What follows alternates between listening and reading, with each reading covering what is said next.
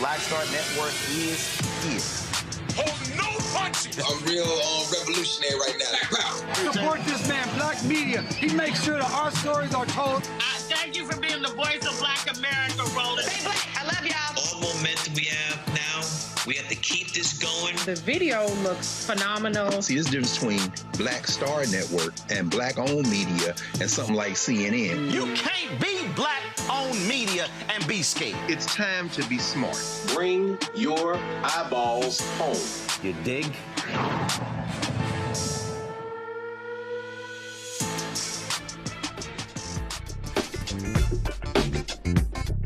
Hey folks, today is Monday, May 4th, 2026. Coming up on Roland Martin Unfiltered, streaming live on the Black Star Network. There is a war on Black America, and it is from today's Republican Party. It did not take them long after last week's Supreme Court decision to immediately begin to target Black public officials all across the South. We will talk with folks from Texas, from Alabama, Mississippi, Tennessee, Florida, about what is going on and how they're being impacted. We'll also talk with a sister who's running to be on the Supreme Court of Georgia as well. We'll talk to two brothers who are suing the Trump administration for firing African Americans. We'll detail how they've been firing Black folks in the Pentagon. Michael Harriot of Contraband Camp will join us to talk about how Trump's budget destroys Black America. And Stephen A. Smith told Cam Newton he would love to see every Black person vote Republican in order for them to pay attention to Black folks. Well, Stephen A. is wrong. I'm going to explain to him historically how we did that and how Black people are voting Black interests. The conversation for the next 2 hours is not about a D or R. It's not about an elephant or a donkey. It's about Black. And that's our focus. It's time to bring the funk on Roland Martin Unfiltered on the Black Star Network. Let's go. He's got it. Whatever the miss, he's on it. Whatever it is, he's got the scoop, the fact, the find. And when it breaks, he's right on time and it's rolling. Best believe he's knowing. Putting it down from sports to news to politics. With entertainment just for kicks, he's rolling. It's on go, roll, y'all. It's Roland Martin, yeah. Rolling with Roland now.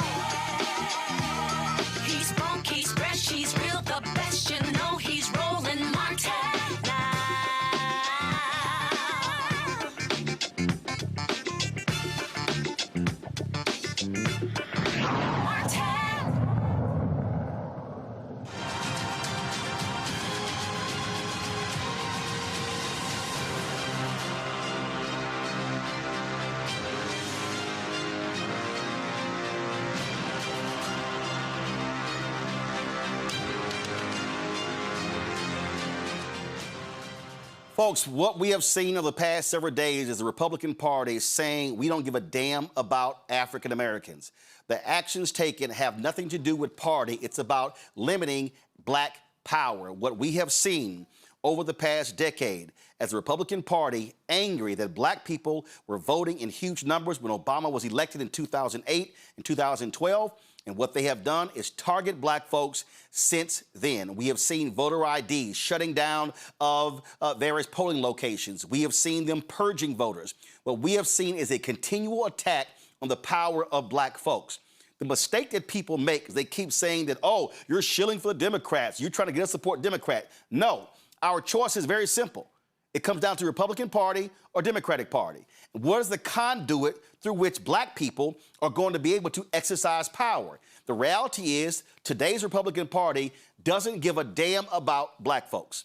This is not the 1800s. This is not the early 1900s. What this party stands for today is to limit black people's political power. The Supreme Court decision, the Louisiana versus Calais decision, shows us this. Not even 24 hours after that decision came down, we saw Republican state legislatures all across the South announce special sessions. We have seen it in Alabama, Tennessee, Mississippi. Florida took action before the Supreme Court decision. The Mississippi governor actually said before the decision came down, we should call the session because we know how they're going to rule.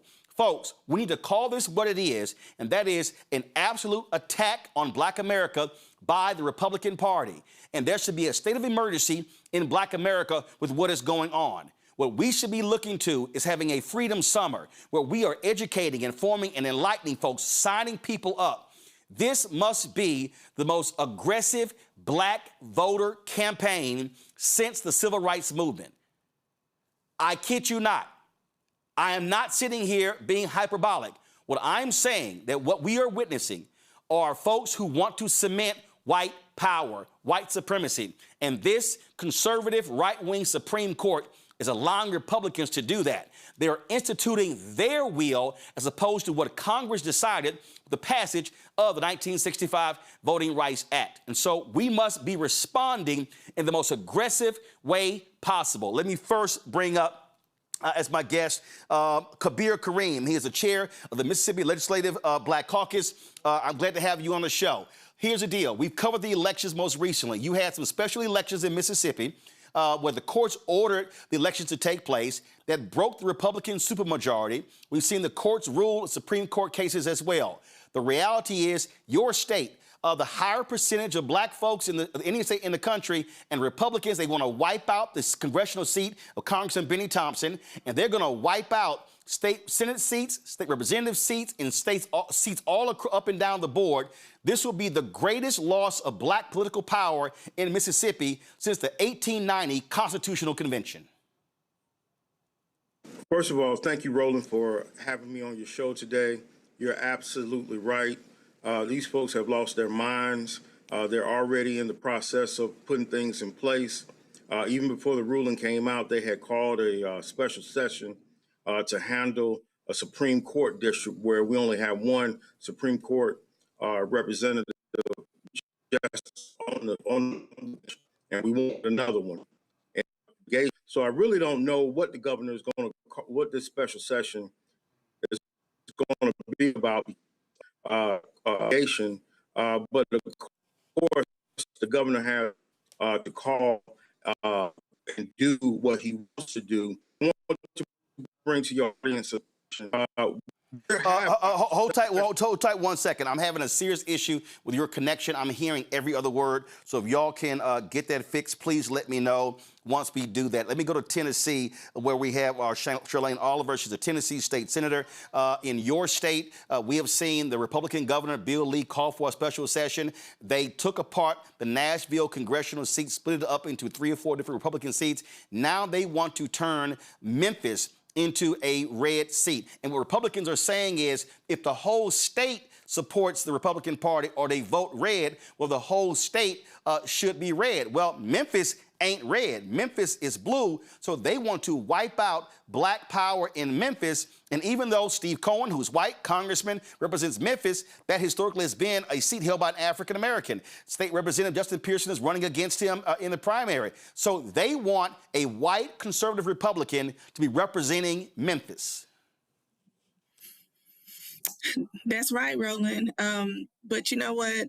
Memphis has the right to choose who they want to be their representative. And if that's Congressman Cohen, so be it. If that's Representative Pearson, so be it. But they get that choice. And what's happening now with this special session is Republicans are trying to take that choice away from them and essentially steal another House seat so that Donald Trump can keep his majority in Congress.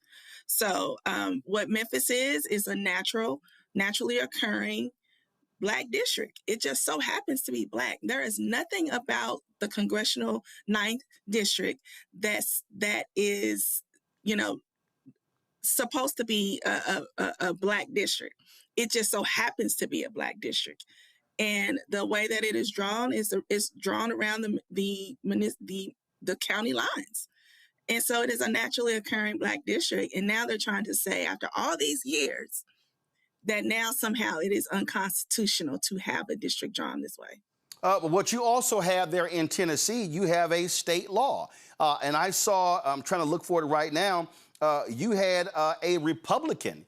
You have a Republican who said, wait a minute, what are we doing right here? We're breaking the law if we do this here. And if they don't completely replace the district, I wouldn't be shocked if what they do to Memphis is what they did in Nashville, split Memphis into 3 or 4 congressional districts as their way of decimating that position.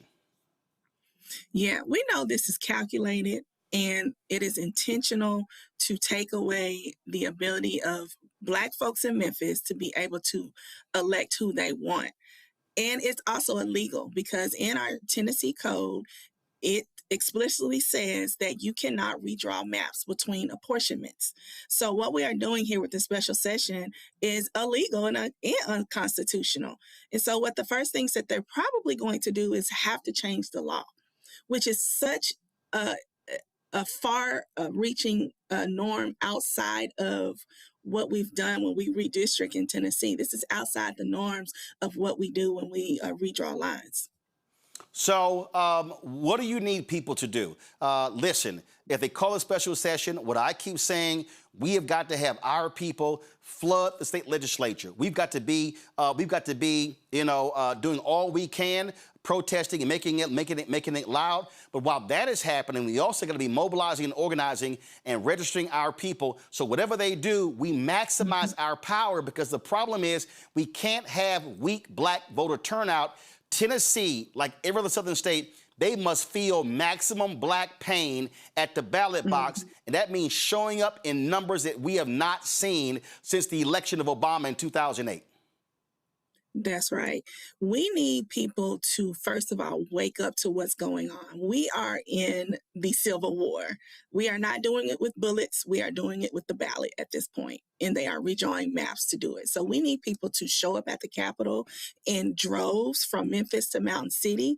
And this is just not a fight for Memphis to fight on by themselves. We need the entire state to show up, pack the Capitol, let them know that we're not going for this. And look, the Republicans started this. They set the new precedent that the gloves are off. So we need to match the energy. So this is not the time to be cute and conform.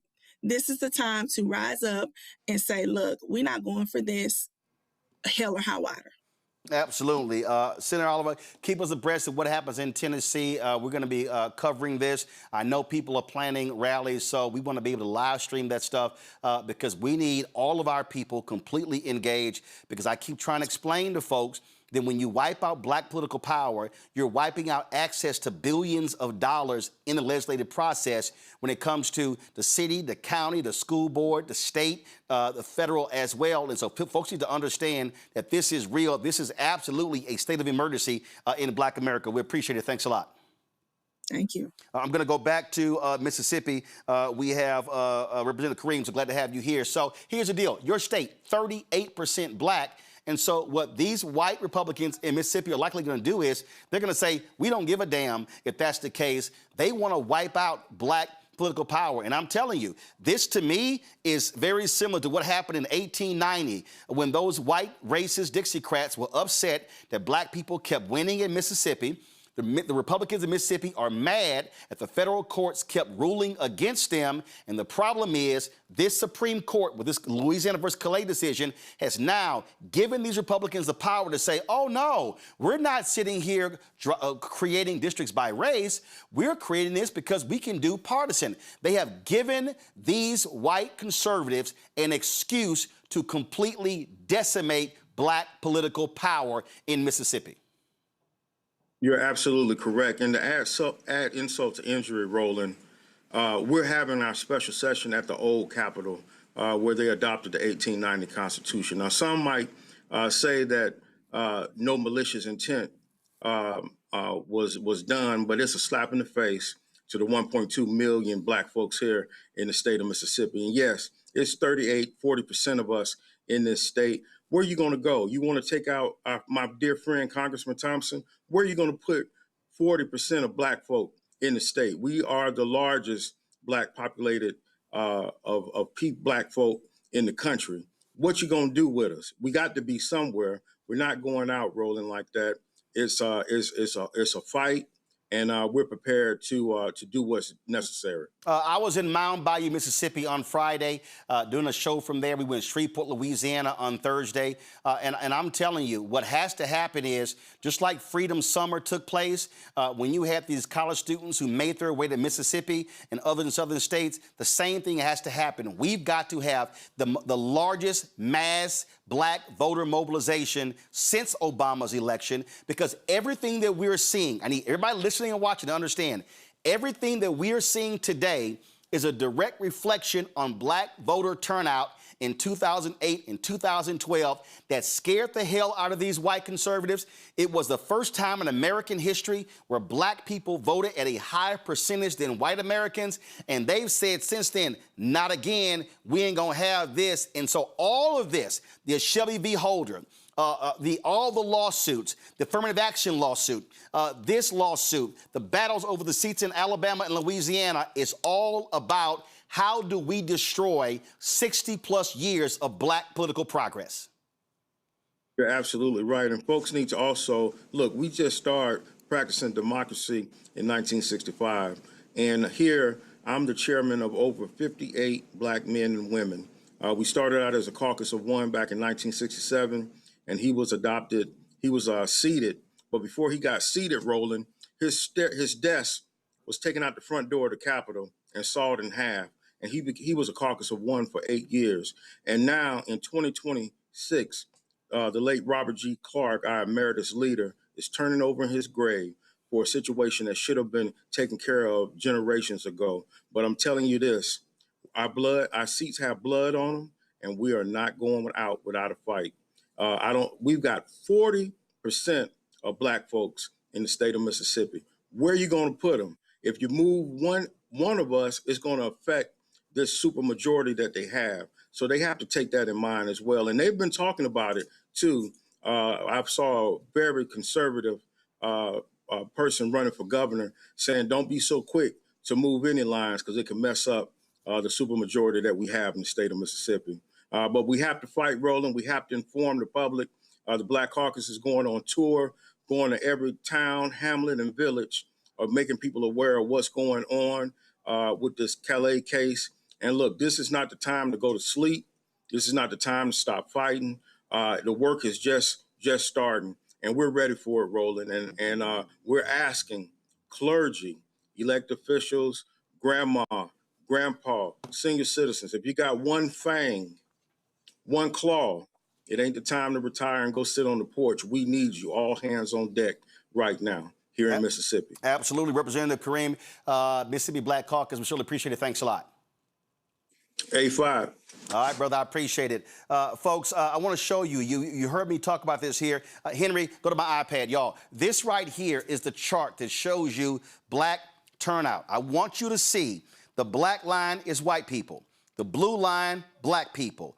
The next line is AAPI. The red line is Latino. You will see right here, this right here, when you see that black line higher than that blue line, that means that black people in 2008, now it dropped in 2012, okay?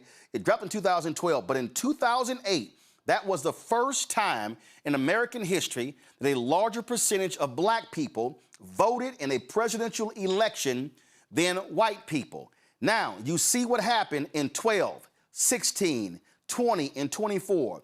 You saw a dramatic drop-off of black voter turnout from 2008 and 12 to 2016. You saw it go up in 2020 due to COVID. Then you saw it go down in 2024 when it was Vice President Kamala Harris running against Donald Trump. They have been seizing on this. And so when you see the stories about Donald Trump's black voter turnout, understand his number looks big when you had in the aggregate the numbers actually drop. And so we have to understand that our decisions to sit on the couch, our decisions not to vote, our decisions to check out of a political process has played a role into where we are right now. Let me bring in right now the head of the Color of Change. I want to bring her in right now. They are launching an initiative next week that speaks to the need to voter turnout. Nadine Smith is president and CEO of Color of Change. I've been saying, this is a state of emergency. I need black people to wake the hell up, because what this is all about, this is not, a few seats. No, they want to wipe out anywhere from 19 to 24 members of the Congressional Black Caucus. But also, as we just heard in Mississippi, this is going to impact state senators, state reps, county commissioners, city council members, school boards, water districts. Wherever you have black representation, it's going to be impacted. So this decision, not only by losing that black political power, now you're losing access to the people who are going to be putting your interests in play up and down the political spectrum. So we're now talking about potentially billions of dollars being lost from black communities by not having black representation. And it's all because Republicans are saying we have to take out these black folks because they say too many of them vote Democratic. So we got to take them out, and they're going to use it, Nadine, under the disguise.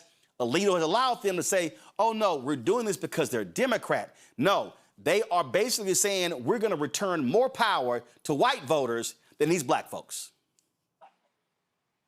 Well, Roland, you're absolutely right. This is about fear of black power, economic, political, money, power, and respect. It always comes down to that. So this has been a constructed attack financially on the black community. It's not an accident that they went after teaching certificates and nursing, the Parent Plus scholarships, the Graduate Plus scholarships. Project 2025 is a systematic reverse engineering of the progress that has been made in this country when it comes to black people. And so to watch the Supreme Court that has been fully captured by the right finally fulfill, John Roberts' dream since he was a young lawyer in the Reagan Justice Department is to see fully their intent to drag us all the way back. And I'm glad you're talking 1800s, because yes, this is a rerun of the racist Supreme Court. This was how the court responded to Reconstruction. This is how the court responded to black men getting the vote. And this is how they are responding now to an America that is heading toward a multiracial democracy. And for them, they want that is not what they want. They want a white minority democracy that serves only them. And quite bluntly, if we're going back to the 1800s, let's talk about the Gilded Age. Trump calls this the Gilded Age, and he means it. He means that this country should be divided up by a handful of billionaires that are loyal to him, and that, the circumstances that we have to look backwards, back then it was the Pinkerton men busting people's heads, breaking up protests, killing people. Today it's ICE being deployed often to black-led cities. So we really have to understand the full scope of this attack, and we have to respond in multiple ways, including the fact that they're rigging the system, so we're going to have to overwin, not just win, but show Yeah. up in numbers that show them that we're not going to sit back and let this happen. Look, again, I said I was in Mound Bayou, Mississippi on Friday, and I had been very critical of Isaiah T. Montgomery, one of the co-founders of that particular town, and we talked about it there, and people said that, you know, I should have given him a little bit more grace. I did more reading, and Frederick Douglass was excoriating him because of his decision and what he had to say. And later, he came to conclude that his vote to strip black people from voting was a mistake, because he thought with time that these white folks were going to essentially soften up, and that's what it was all about. Well, guess what? This week, go to my iPad.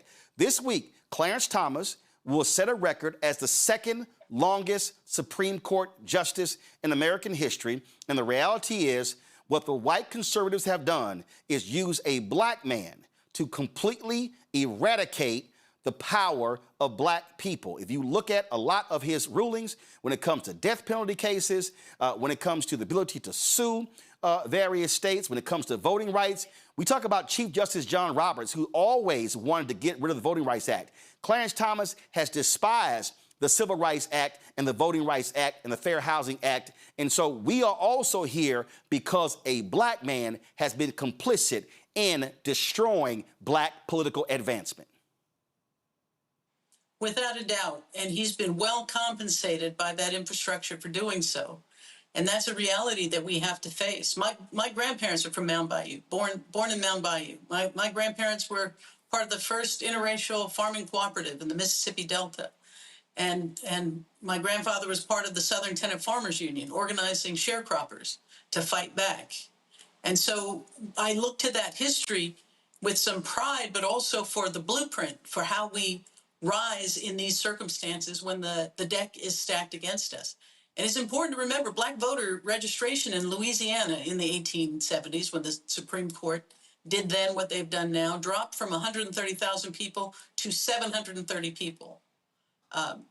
Because they put these onerous voter identification requirements, literacy tests, et cetera. And so we know the playbook. And when you know what your opponent is about to do, you have an obligation to outflank them. And that is what we're going to do. So yes, it's about registering voters, but it's about engaging people who've never thought of themselves as having a stake in this system.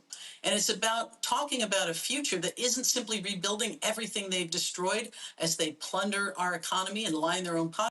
It's about building the America that excites people about being part of it. So that's the work that is ahead of us.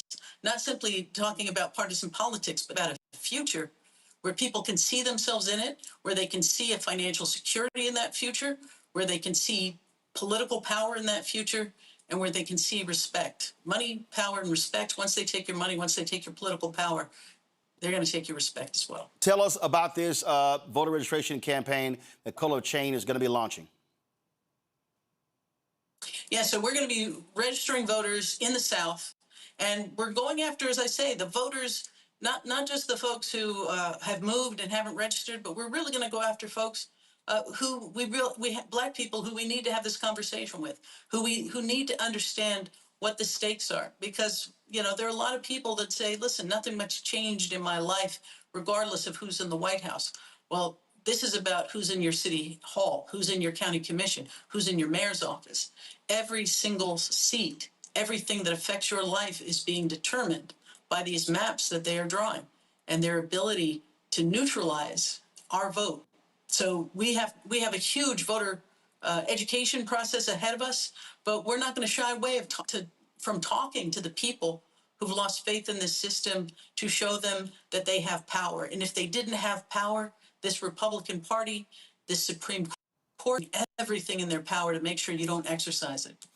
Keep us abreast what that looks like so we can amplify, get the word out, because I am saying that this is absolutely boots on the ground. There is not a single black organization in America. I don't want to hear bullshit about no parties, about no get-togethers, about no dances. No, I don't even want to hear, hey, we're having panel conversations. No, every black organization in this country needs to be having forums and town halls, touching voters, reaching voters, educating voters, registering people. the focus between May, June, July, August has to be inform, empower, and educate and register. And then come September, October for early voting and election day, turn out in massive numbers. To your point, the only way we change this if we completely overwhelm the system. We've done it before, we can do it again. 100%. And Roland, I'll go one step further. If you belong to a church, if you belong to an organization, a Black community organization that is sitting down and sitting this out, you need to find a new home. Absolutely. Nadine, we certainly appreciate the color change. Thanks a lot. Thank you. I want to bring in my panel right now, Dr. Ome Congo, being a senior professor at Lecture School of International Service, American University, author of Lies About Black People, How to Combat Racism out of D.C., Thelma Anderson, creator of the Public Opinion Court, author of Shut Up and Prosecute out of Dallas, A. Scott Bolden, a Washington, D.C. Based attorney. Glad to have all three of you here. Ome Congo, I'll start with you. I'm telling you, this is game on. When I look at Freedom Summer, in 1965, same thing has to be happening right now. When I look at marches and organizing and mobilizing, it has to happen. This is not a moment where we have influencers and others who are just talking on Instagram and TikTok and threads and going back and forth. No, this is about planning, organizing, mobilizing, educating, because people need to understand, and I need millennials and Gen Z and Gen Alpha to understand, they want to lock in white supremacy for the next 50 to 100 years. And the only way you combat that is if a massive Black voter turnout happens. Look, everything that the Republicans are doing right now, that the Supreme Court is doing right now, it's all been planned. You've been laying it down, starting with Roberts coming in under the Reagan administration. Reagan assigned him with the goal of undermining this. This is a 30, 40-year process. The fact that Louisiana, we said Florida acted before the decision came down, all of these states already had their plans ready to go, the redistricting plans ready to go. They were ready to postpone elections, state of emergencies. Everything that they've been doing has been strategic and methodical. Where's our plan? And how much more power are we willing to lose? How much more power are we willing to use as it relates to Congressional Black Caucus, as it relates to some of the local seats that was being discussed here as well, school boards and all of that? I finally feel like with the elections of 2025, some progress was being made across the country with the Democratic wave and some of these local elections that were being won as well, in addition to the state ones. But you see the Republicans always come back harder. And so, the Democrats need to be on board stronger, but Black people specifically, we're spending all of this time talking about, Megan Thee Stallion and Klay Thompson, and spending all of this time talking about this artist or that rapper or this athlete. And at the very moment it's happening, all of the progress we've been made is being undermined and stolen right in front of our face. And they're not even firing a single shot like they did in the 60s with people trying to get their vote, get their rights to vote. They got poll taxes in the face of these new state IDs, these passports that are about to have Trump's faces on it. They're doing everything strategically to meet the 2026 standards. And we're sitting here twiddling our fingers, not paying attention to what's being said on the Black Start Network and in all of the other spaces where there are Black people who actually give a damn about our future. It pains me to be living in a society where my children are having less rights than I did, even than my parents did. But that's where we are right now, and it's only going to get worse if we don't wake the hell up right now. Absolutely. And Scott, when we look at, again, what happened, if you study the Black freedom movement, what you saw after Brown was Board of Education 1 and 2, you saw Supreme Court rulings, but you saw lower courts really interpreting that decision or executing that decision. You saw the injunction that was created out of that. You saw African Americans going to the federal court, enforcing the laws of the land, and white conservatives could not stand that. And so they said, we have got to put together our own people where we control the courts. And that's what the Federalist Society was all about. That's what SCAFE and Mellon and the Heritage Foundation was all about.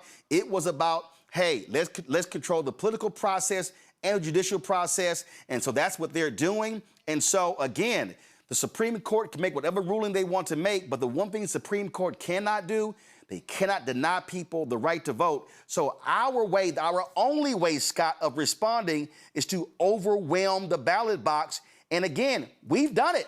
This ain't our first rodeo, but we have really got to be engaged now. Yeah, there are 2 points I want to make, Roland, because and you've covered them, I think, but I want to cover them with specificity. One is voter education. You're right. We got to overrun the ballot box. But the mindset of our communities has got to get right. You know what they say. You know what black men and women say. Government officials aren't going to make a difference. I don't like any of them. It's not going to make a difference for me locally or at the state level, especially the president. And so there's a lot of voter apathy out there. We can no longer afford it. And so on the ground, we need that voter education when we're in the streets and marching, because that's an important component, but it's got to be in that voter education. Better yet, a voter value piece to this as to why it makes a difference. You and I talk about it all the time. We are super voters, we're intellectual voters, but those brothers and sisters on the ground that are grinding, that are working class, poor folks, or people who want a better life where politics and economics and the laws can make a difference in their life, but they're not super voters. We got to get them to be super voters. And then with lawyers, the National Bar Association, even the ABA, we got to parse through these Supreme Court decisions and carve out adjustments, carve out carve-outs that say that Supreme Court decision did not gut Section 2. It may have practically, but we've got to create some creative arguments that say not so fast, and then approach the Article 3 courts with these carve-out arguments that may slow this train down. And instead of us moping around and saying, oh, they gutted it, they gutted it, they gutted it, how are we going to fight that? That ought to be our legal game plan or the component of this multi-pronged approach. I hope the National Bar and the ABA will come together on this and try to carve out those carve-outs. It's a multi-pronged approach. Of course it is. And Thelma, but my whole point is when I talk about educate, inform, enlighten, that means that black elected officials, churches, community groups, there should be weekly sessions everywhere in every city somewhere. I don't care.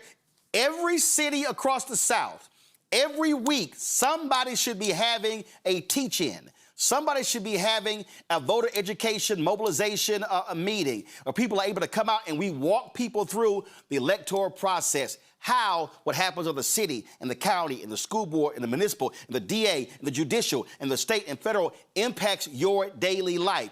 We can't assume people know this stuff. I can't, voting is the end of one process. Before voting, I got to get you registered. Before I got to get you registered, I got to get you informed and educated. And so that, to me, I've been saying is the missing piece. We have too many people hoping people show up. No, if you're in Houston, if you're in Dallas, every week between now and November, somebody should be having a voter education training session every single week. That's how it must start. You're absolutely right, Roland. And after seeing what I already knew what was going to happen with the Supreme Court case that was from Louisiana, I received a little bit of hope this weekend. And that was in the form of my 9-year-old twin niece, who sat me down and told me about the importance of Martin Luther King Jr. And I said to myself, the same thing that you said when we are in the middle of a new era of civil rights, and we have to put boots on the ground in order to salvage what these Republicans have intentionally done. We saw the writings on the wall in 2013 when the gerrymandering case went to the Supreme Court. And guess what the Democrats did? Sat on their ass. Black people can do only so much, and that's what we have to understand. We do our part. We don't worry about whoever is on the other side. We have to do our part. We have to show up. We have to educate. We have to energize ourselves, because we know when we do, we plays no games each and every time. When we looked at what happened at South Carolina State and how those kids saw that they needed to mobilize by 4:30 that day, in less than 24 hours, they received results. If we are not putting the resources into our HBCUs at this moment to mobilize and energize our up-and-coming politicians, doctors, lawyers, nurses, engineers, who are going to be our voice. We see what they're capable of doing. We have to stop with the cherry picking of who we're going to put in position to lead us to the finish line. This is not the time. We knew that this was coming. We know the Democrats are not going to save us. So we have to save ourselves. And the way that we do that is educate, showing up. If we are able to get on social media, baby, you better post something about the importance of voting each and every day. There is no excuse. We need to flood the algorithm, because if we don't, if we miss an opportunity not only to the grassroots, but to technology, they are going to continue to outpace us. Yep. We have to, because we are in dire need at the end of the day. We are. All right, folks, I got to take a quick break. When we come back, we're going to talk to two brothers who are suing the Trump administration for removing them from their appointed positions. Also, we're going to show you how Trump and Republicans have been targeting black folks in the military. Later, we're going to talk to Michael Harriot, how Donald Trump's budget is specifically targeting everything black. We're going to break this thing down for you. We're also going to hear from people in Texas who are organizing Freedom Summer. We're going to talk with the sister who is running for Georgia Supreme Court. And so it's a lot we're going to be covering. Also what's happening in Alabama. Folks, this entire 2-hour show is focused on how the GOP is a war on black America. I'm also going to play you something Stephen A. Smith said about how he would love for every black person to vote Republican. I'm going to walk you through the history regarding that, and also show you present day how today's Republican Party is absolutely and completely anti-black and pro-white voter. Folks, you're watching Roland Martin Unfiltered on the Black Star Network. Back in a moment.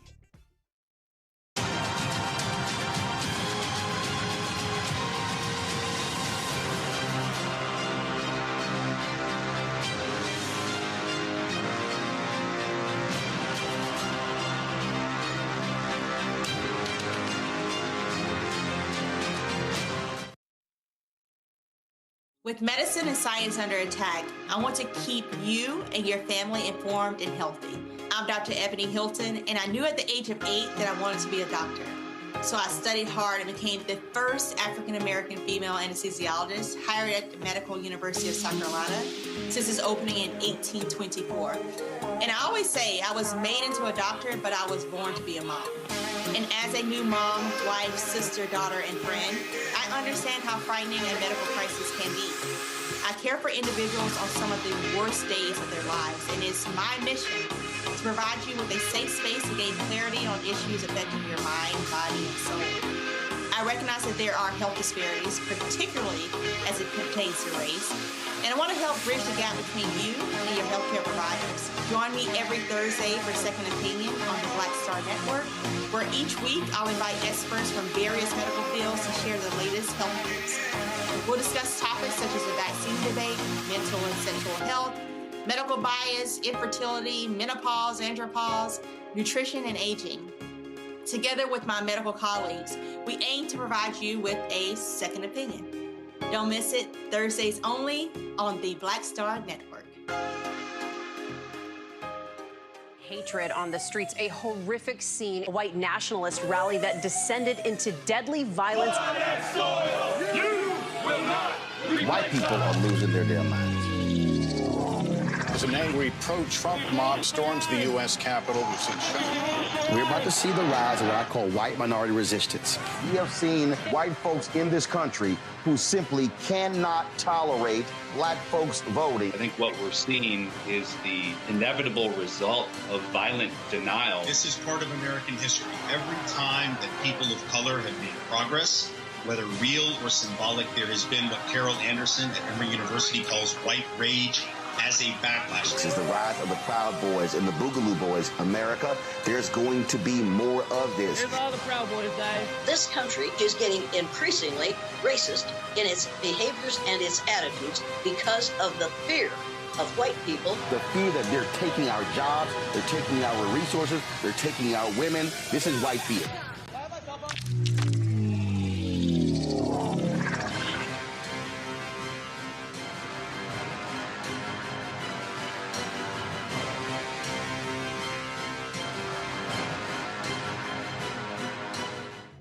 I am Swing Cash, Basketball Hall of Famer, and you're watching Black Star Network.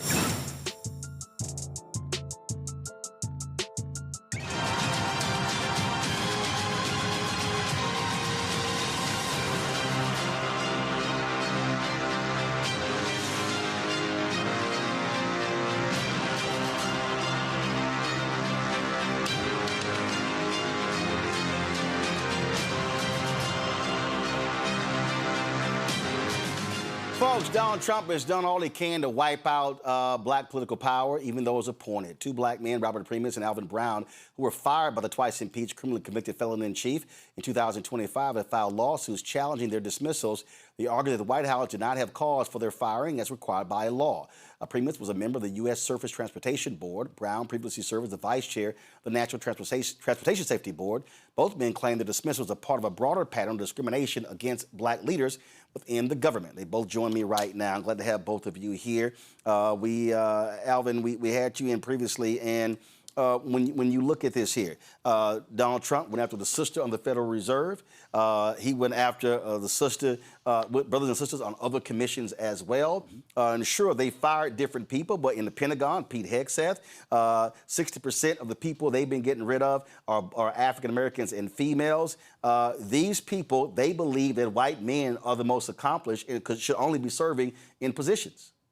Well, you know, we're presenting with some troubling patterns all across the independent agencies. Black board members and commissioners have been removed at a highly disproportionately rate, and that's unacceptable. We know that at the end of the day, it's unacceptable, and that's why we're fighting hard to make sure that this doesn't happen again. No one get discriminated again. You know, it is, targeting black leaders undermines the integrity and credibility of these institutions who's worked so hard to make sure that they bring on the best and the brightest, and that's African Americans. They are professionals, and we can do better than that, and it's unacceptable. And Robert, let's just be real clear what's going on here. You look at their language. They label anybody black as being DEI. As being unqualified. I mean, these people are, you have this idiot Clay Travis saying that, oh my goodness, it was unconstitutional that Ketanji Brown Jackson was chosen for the Supreme Court, and they call her a DEI hire. So if they see anybody black, they automatically say DEI as grossly unqualified. There's an absolute targeting of black people by Donald Trump, MAGA, and today's Republican Party. Absolutely, especially in this administration. I find it interesting that they say that we are not qualified, especially when I was nominated under the first Trump administration. So I was qualified under the first administration. A Republican-controlled Senate thought I was qualified when they unanimously confirmed me to the board. And you see that they were cherry-picking black folks, especially on the board. You talk about 60% at DOD. Well, I was 100% at the Surface Transportation Board. And they removed me, even though there was a vacancy at the board, even though there was another white Democrat on the board whose term was expiring. So they bypassed her, and they also overlooked the fact that they had a vacancy to remove me. So clearly, people were saying, oh, it's because I was independent-minded, that I was impartial. Well, yeah, I was doing my job. But unfortunately, I was doing my job while I was black, and that's one of the reasons why I was removed. Yeah, and that's what's going on here, Alvin. That's exactly right. And again, if they make the argument that, oh, we're removing all folks who are appointed by Democrats, that's different. But they're leaving in place folks who are white, were appointed by Democrats, especially white men, and they definitely are removing black people. You're absolutely right, Roland. That's exactly what happened to me. There was no one better to articulate that the way you just said it. I was removed abruptly, unlawfully, and no question about it. It was because of my race. I was a target, and that's why I'm not there today. Scott, the point we made in the previous segment, and I've been saying this, lawyers have a role. When we talk about what's the strategy, there's a legal strategy, there's an election strategy, there's a grassroots strategy, there's a corporate strategy. And so lawsuits are a part of this. And we've got to have our lawyers fully engaged with African Americans to hit these folks in the courts and to have them on the record so all of their emails and their text messages can be made public so we can see exactly why they're doing what they're doing. And you get legal discovery. And so both of your guests, Alvin Brown, a longtime friend of mine, I presume and hope and know that they have great lawyers, but you presume that the appointments or their terminations are rooted in illegality. You got to presume that because you can't presume otherwise because it's the Trump administration. You can't presume that there's competence in DOJ because it's the Trump administration and they have removed several of the senior lawyers in DOJ who give opinions internally, and many times those opinions are ignored. So you can't presume that. Secondly, you start, whether it's the APA, the Administrative Procedure Act, or you look at the root cause or the root of the appointment itself, you look at the terms, you don't have to look at politics, and I can almost promise you that both of your guests were illegally removed. That's how you get to the lawsuit. They make the arguments, and unfortunately, they have to make their way through the Article 3 court, that's federal court. But here's the deal. It's got to be had. You can get a TRO. You can get an injunction. If you can't get that, at least the lawsuit is pending, and the injustice and the unfairness or the prejudice is going to come out either through discovery or through filing dispositive papers. That means papers that are going to render, the judge can render a decision in your favor on the face of the papers or even after oral argument, but it's very necessary because nobody in the Trump administration is going to take a look within and say, oh yeah, we screwed that up or we didn't do that the right way. The Article 3 courts have got to make them do it, and then you're going to have to go through the appeal process. It's going to be a long fight for the gentleman on your show. At the same time, it's a necessary fight, whether it comes sooner than later, because the Article 3 courts, many of them, like 90% of the decisions, have gone against the administration. It's when you get to the Court of Appeals, 70% of those decisions are against the administration. But when you get to the Supreme Court, in both cases with the gentleman on your show, it may go to the Supreme Court. It's important, it's necessary, but at the Supreme Court, they're very reluctant to constrict the executive power of Donald Trump in this White House. They want to expand it. Why? Who knows? I hate to say nobody knows, but I know you're going to correct me on that, Roland. We know why. Oh, yeah, we absolutely know why. And I'll say this, Thelma. Here we go to my iPad. This is not tied to this, but this federal magistrate called out the Trump administration for their treatment of the alleged White House correspondent dinner shooter, saying he's been mistreated in jail, treated harsher than folks on January 6th. And I'm sure they're going to probably come after him by saying, oh, here's that Muslim judge. But again, what we're dealing with here, this administration is a clear and present danger to black people. They view black competence as being incompetent. They want to slam anybody who is not kissing their ass. And so if you're not Senator Tim Scott or Leo Terrell or any of these black MAGA people, they believe that you are grossly unqualified. That is what we are dealing with. And we have to fight back with everything that we have to combat these folks. You know, Roland, the one thing that I think a lot of people are not paying attention to when we're talking about the Republicans and their distaste for educated black folk, like they like to say it in their little hush meetings. We are our ancestors' prizes. What I mean by that is they didn't anticipate that African Americans was going to equip themselves with education. We have more lawyers, more doctors, more nurses, more engineers, more teachers, more educated black folk than they anticipated, which means that our proximity to show up and put BTA, belt to ass, when you are trying to play in our face to take our rights away, they have to figure out a different strategy. So guess what they do? They go and they rip out the seats. They go and redraw maps. They go and do everything possible to try to stop us because they are afraid of our power. We got to stop being afraid of our power. We got to speak up. Be unapologetic in how you show up in the skin that you were born in. Because they are afraid of you means that you show up in your power and show them that, oh, we just not going to sit on the sidelines and allow you to take our seats. We have individuals that can go and fight you in court. We got individuals who can go and save our lives now. You no longer hold the key to African American success, but you will dangle like you do because your access to power and how y'all have equipped yourselves. But make no mistake, we are our ancestors' prizes, and we would never fold when we're talking about taking our rights away. Congo, question? My question is, what are you hearing on the inside from other Black people who are still in these spaces? I've heard across various Department of Education, so on and so forth, that they're seeing primarily white males who are being the ones kept on the job. What are you hearing from people who are still within the administration who are from our community? Alvin?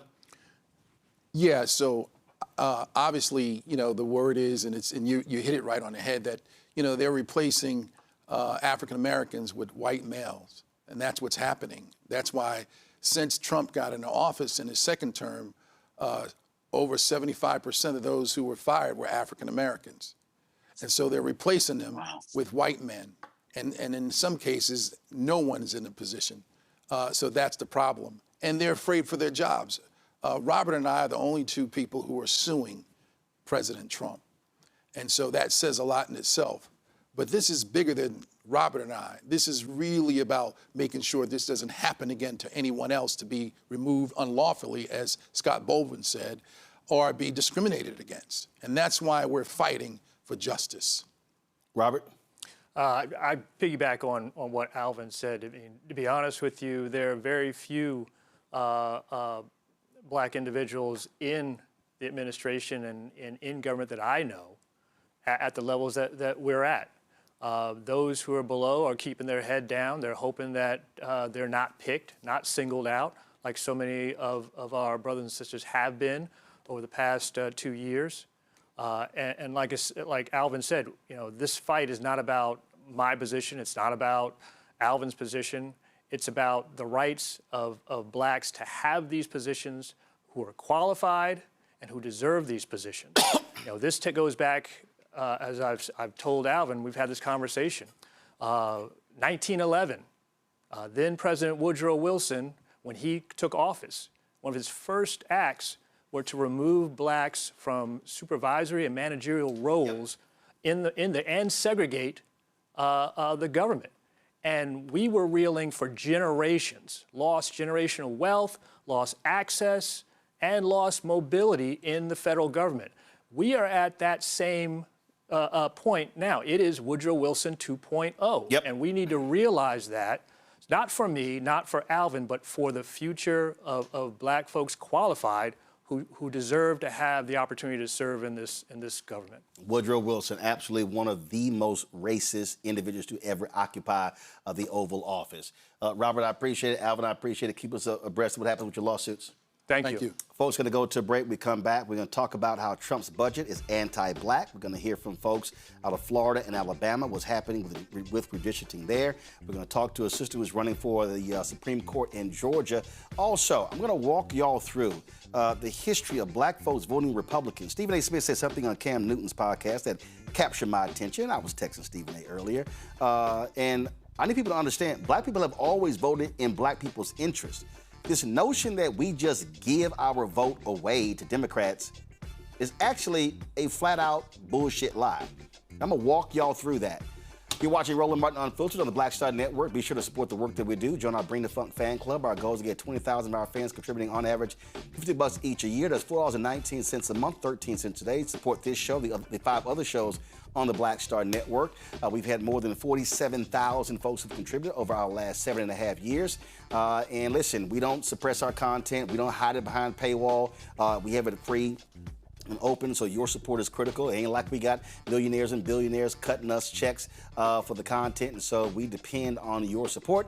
So if you want to do so, please contribute via Cash App. This is Stripe QR code. You see it right here on the screen. It's also for credit cards, checks and money order. Make it payable to Roland Martin Unfiltered, P.O. Box 57196, Washington, D.C. 20037 7-0196. PayPal's R Martin Unfiltered, Venmo's RM Unfiltered, Zelle, Roland at RolandSMartin.com, Roland at RolandMartinUnfiltered.com. We'll be right back.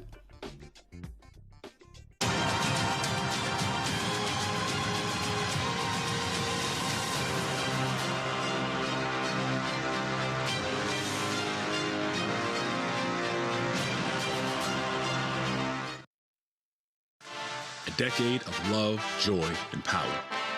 Black Voters Matter is 10 years old, and we are just getting started. This is love with a purpose. This is Black joy in motion.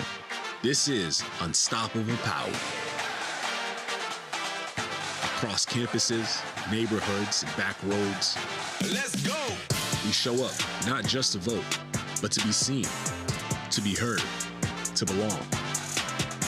We ride together. We organize together. We remind each other that our voices matter, because they always have. Black Voters Matter is about more than ballots. It's about housing and healthcare, clean water and living wages, education, reproductive freedom, and dignity. It's about turning pain into action, turning belief into movement, turning community into power. We don't wait to be invited. We bring the energy. We bring the love. We bring the people. Because when Black communities come together, we don't just survive, we thrive. This is how change happens. This is how history moves. We organize, we build, we win. My name is Bill Duke, and you're watching Roland Martin Unfiltered.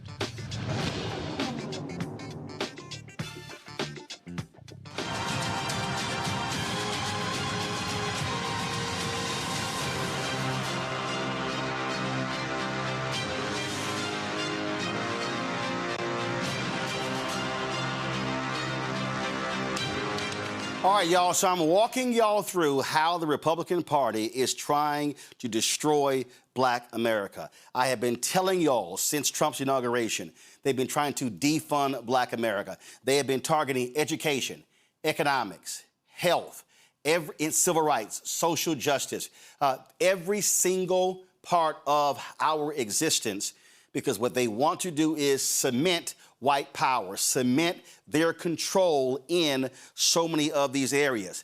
I'm not providing you emotion. I'm walking you through exactly what it is that they're doing. So this battle right now, when it comes to redistricting and gerrymandering, for Florida, it's not a new one. 2022, the last time, Governor Ron DeSantis, literally wiped out Black congressional districts. He forced it through. Republicans didn't want to do it. He still did it. He drew the maps, not the legislature. What did he do this year? The exact same thing. You have folks like Representative Angie Nixon, who was fighting it, who was arguing, but no, he pushed it through as well. This is what we are seeing take place right now with these Republicans in Florida, because they want to decimate power. But here's what's crazy. The Miami Herald has a story that lays out how they are empowering white voters even over Hispanic voters. So this Supreme Court decision, the Louisiana versus Calais decision, really is advancing white rights. They are suggesting that white people are being discriminated against because you have these minority districts, which is utter nonsense. So they want more white people in power than they have right now. So here you have, if you take Florida and Texas, okay, the population shifts in those two states are driven by people of color, not white people, by people of color. But white Republicans are rewarding white people on the backs of minority population. That's how dastardly these Republicans are operating all across the country. Michelle Rayner is a Florida State Representative. She joins us right now. I'm glad to have you here. Representative Rayner, they drove these maps through, and what's interesting, after the House voted, he had some applause. Representative Nixon was protesting with a megaphone. Somebody posted when the Senate passed it 21-17, they said normally when the Republicans in the Senate pass something, they applaud. They said nobody applauded because even they knew what DeSantis did here was absolutely wrong and in violation of the Florida Constitution. For people who don't know, explain to them why he violated the Florida Constitution. Well, Roland, it's so good to be here with you. It feels like Groundhog's Day because when we did the maps in 2022, I was actually on your show.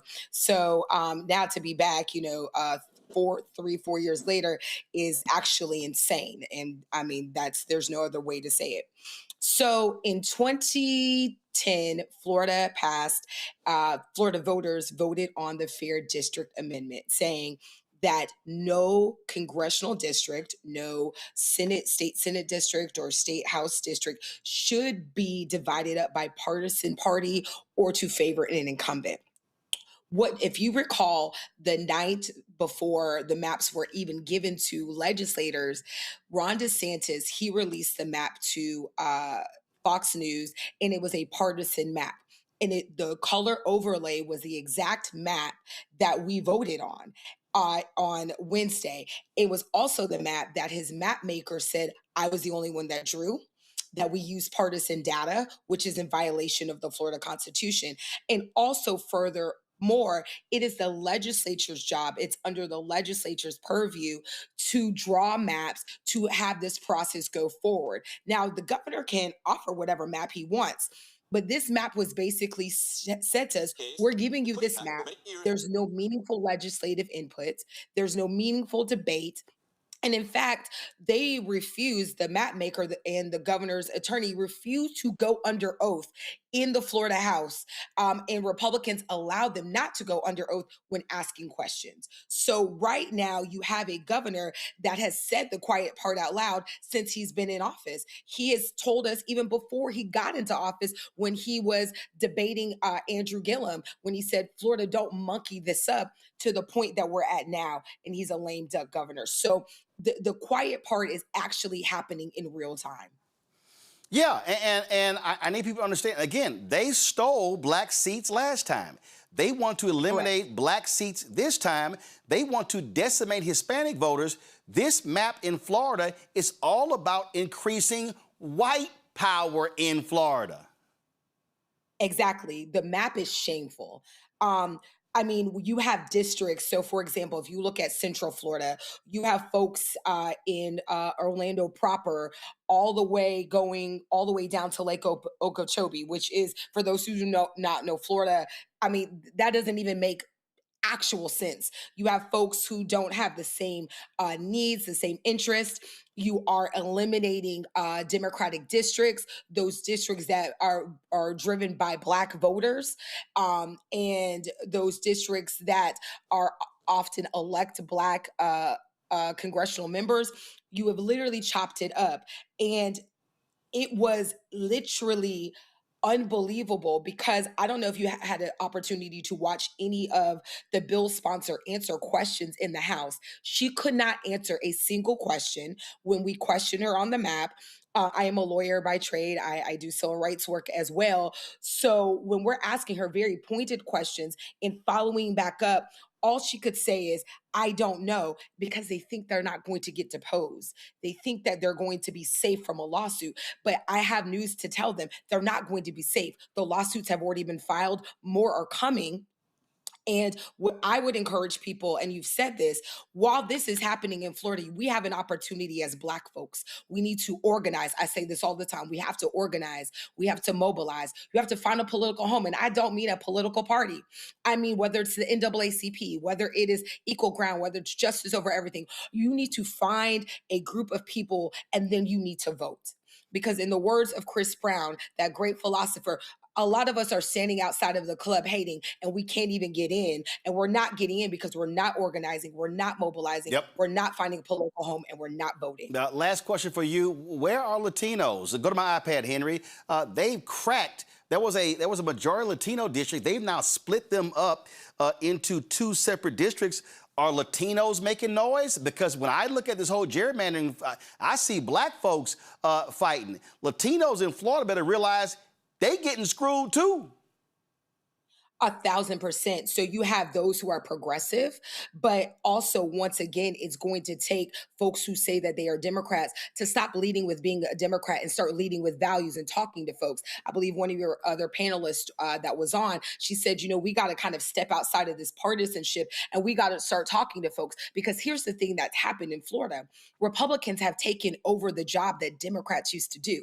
Democrats used to knock on doors. Democrats used to hold town halls. Democrats used to build relationships outside of an election cycle.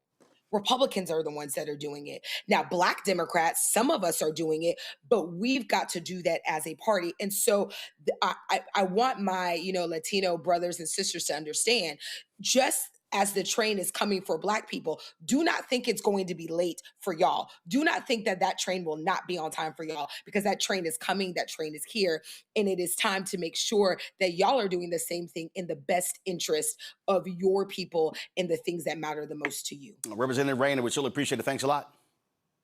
Thank you so much. Good to be here. Folks, this is what the governor of South Carolina said after the Supreme Court decision. Here we go to my iPad. The U.S. Supreme Court upheld South Carolina's current congressional map in 2024 in light of the court's most recent decision on the Voting Rights Act. It would be appropriate for the General Assembly to ensure that South Carolina's congressional map still complies with all requirements of federal law and the U.S. Constitution. And let me give y'all some insight, which is hilarious. So all of these Republicans drew these maps. Texas did it, others, saying race was not a factor.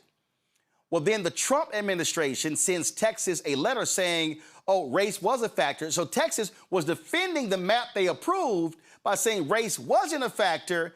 But then all of a sudden they did gerrymandering, saying, well, they told us it was. But the court never affirmed that. So then the Supreme Court decision comes down. So they all go, oh, well, now they're trying to say, oh, no. I know we said race wasn't a factor.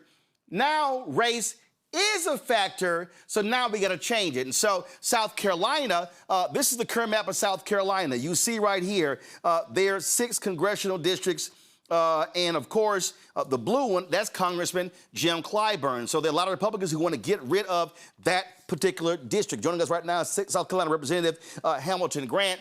And we're hearing mixed messages. We saw what the governor said there. I read one story where they're saying, well, the governor is they're saying, well, he's likely not going to call a special session. But Donald Trump is putting maximum pressure on all Republican states, all red states, to do an absolute gerrymander.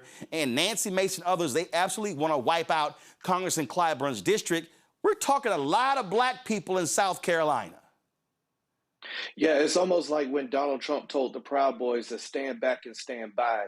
It's how I took what the governor said yesterday about redrawing maps. Now, one thing that I have heard from Republicans is that they have no interest in redrawing the maps that the Supreme Court upheld, because by the time they go through that and fight it again through litigation, we'll be at census time again. And so I don't think that that's what they want to do, but every single Republican gubernatorial candidate is pushing this effort, is pushing this notion that we need to get rid of the 6th congressional district. And Roland, as you just showed, if you get rid of the 6th congressional district with all those African-American voters, they have to go somewhere.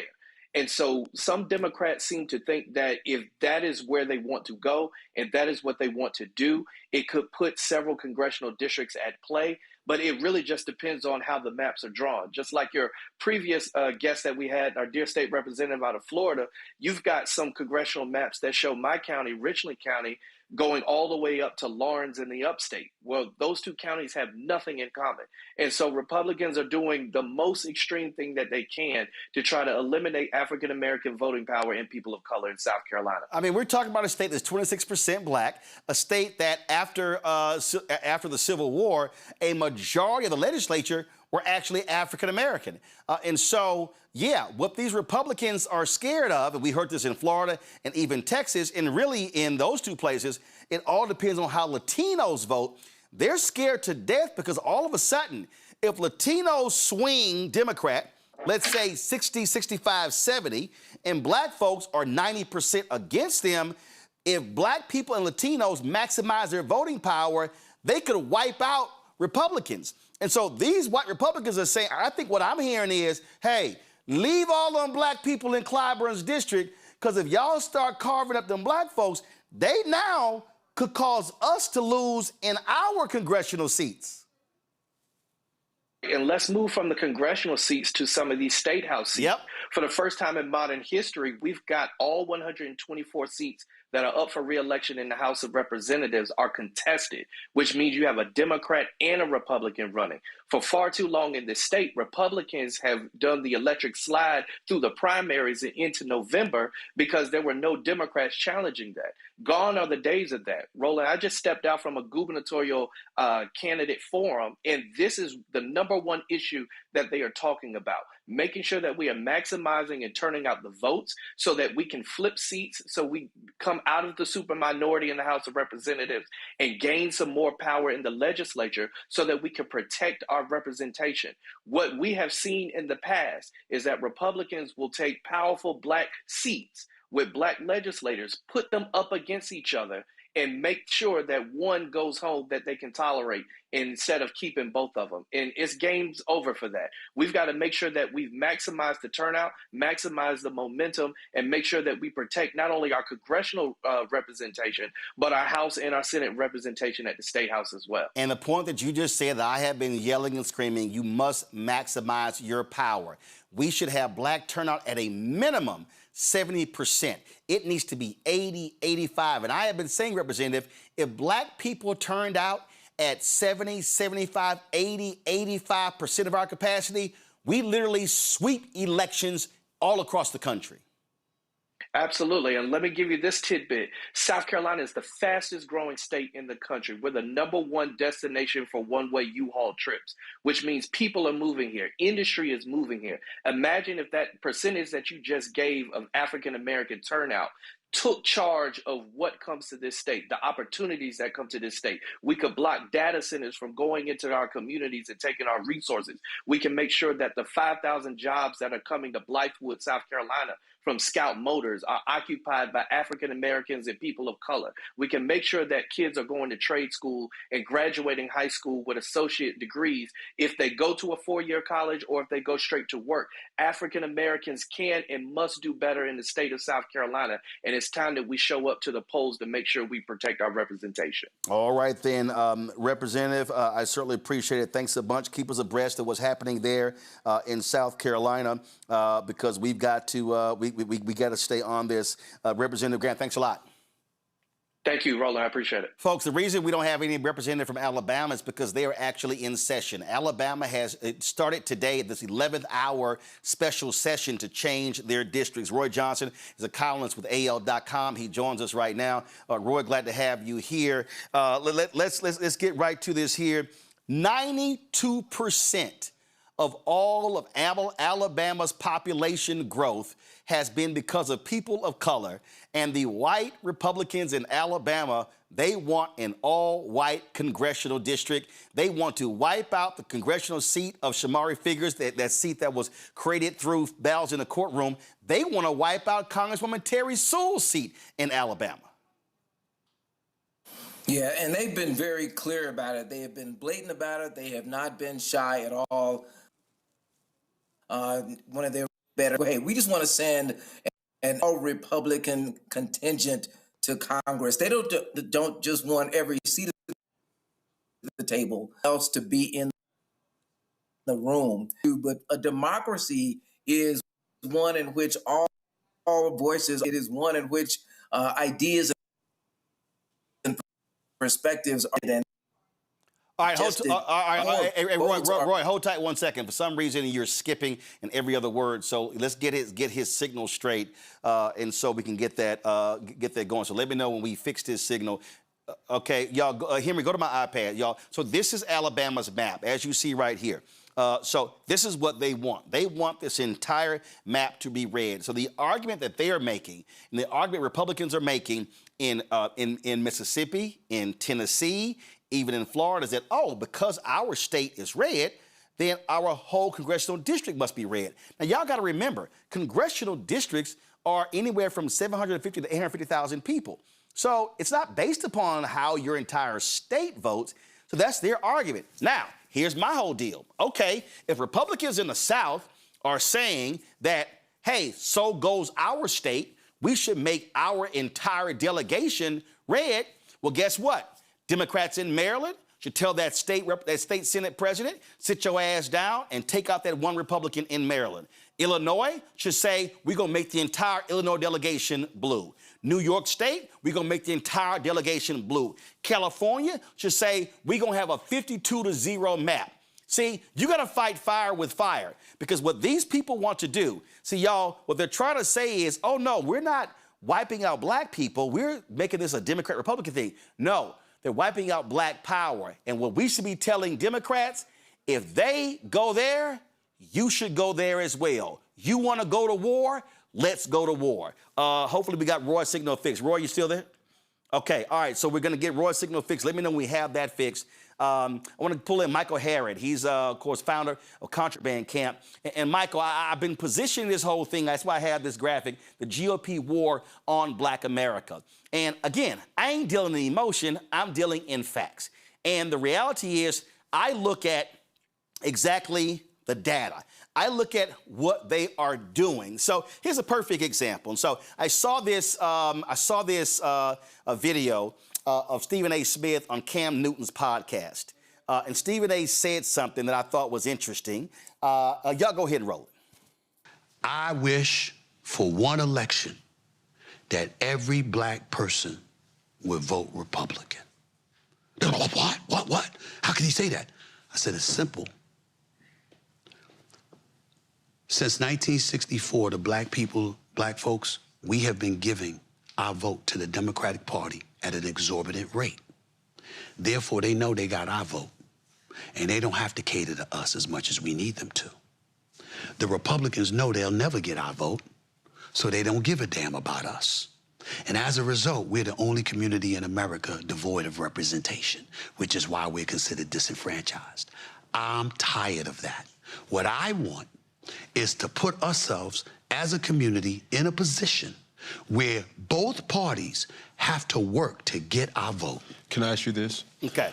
All right. Do you think you come to me? All right. So I texted Stephen A. earlier about that, and I sent him some information, and I got no problem saying it. Here's the deal why he's wrong. Because what he just said, we've always done that.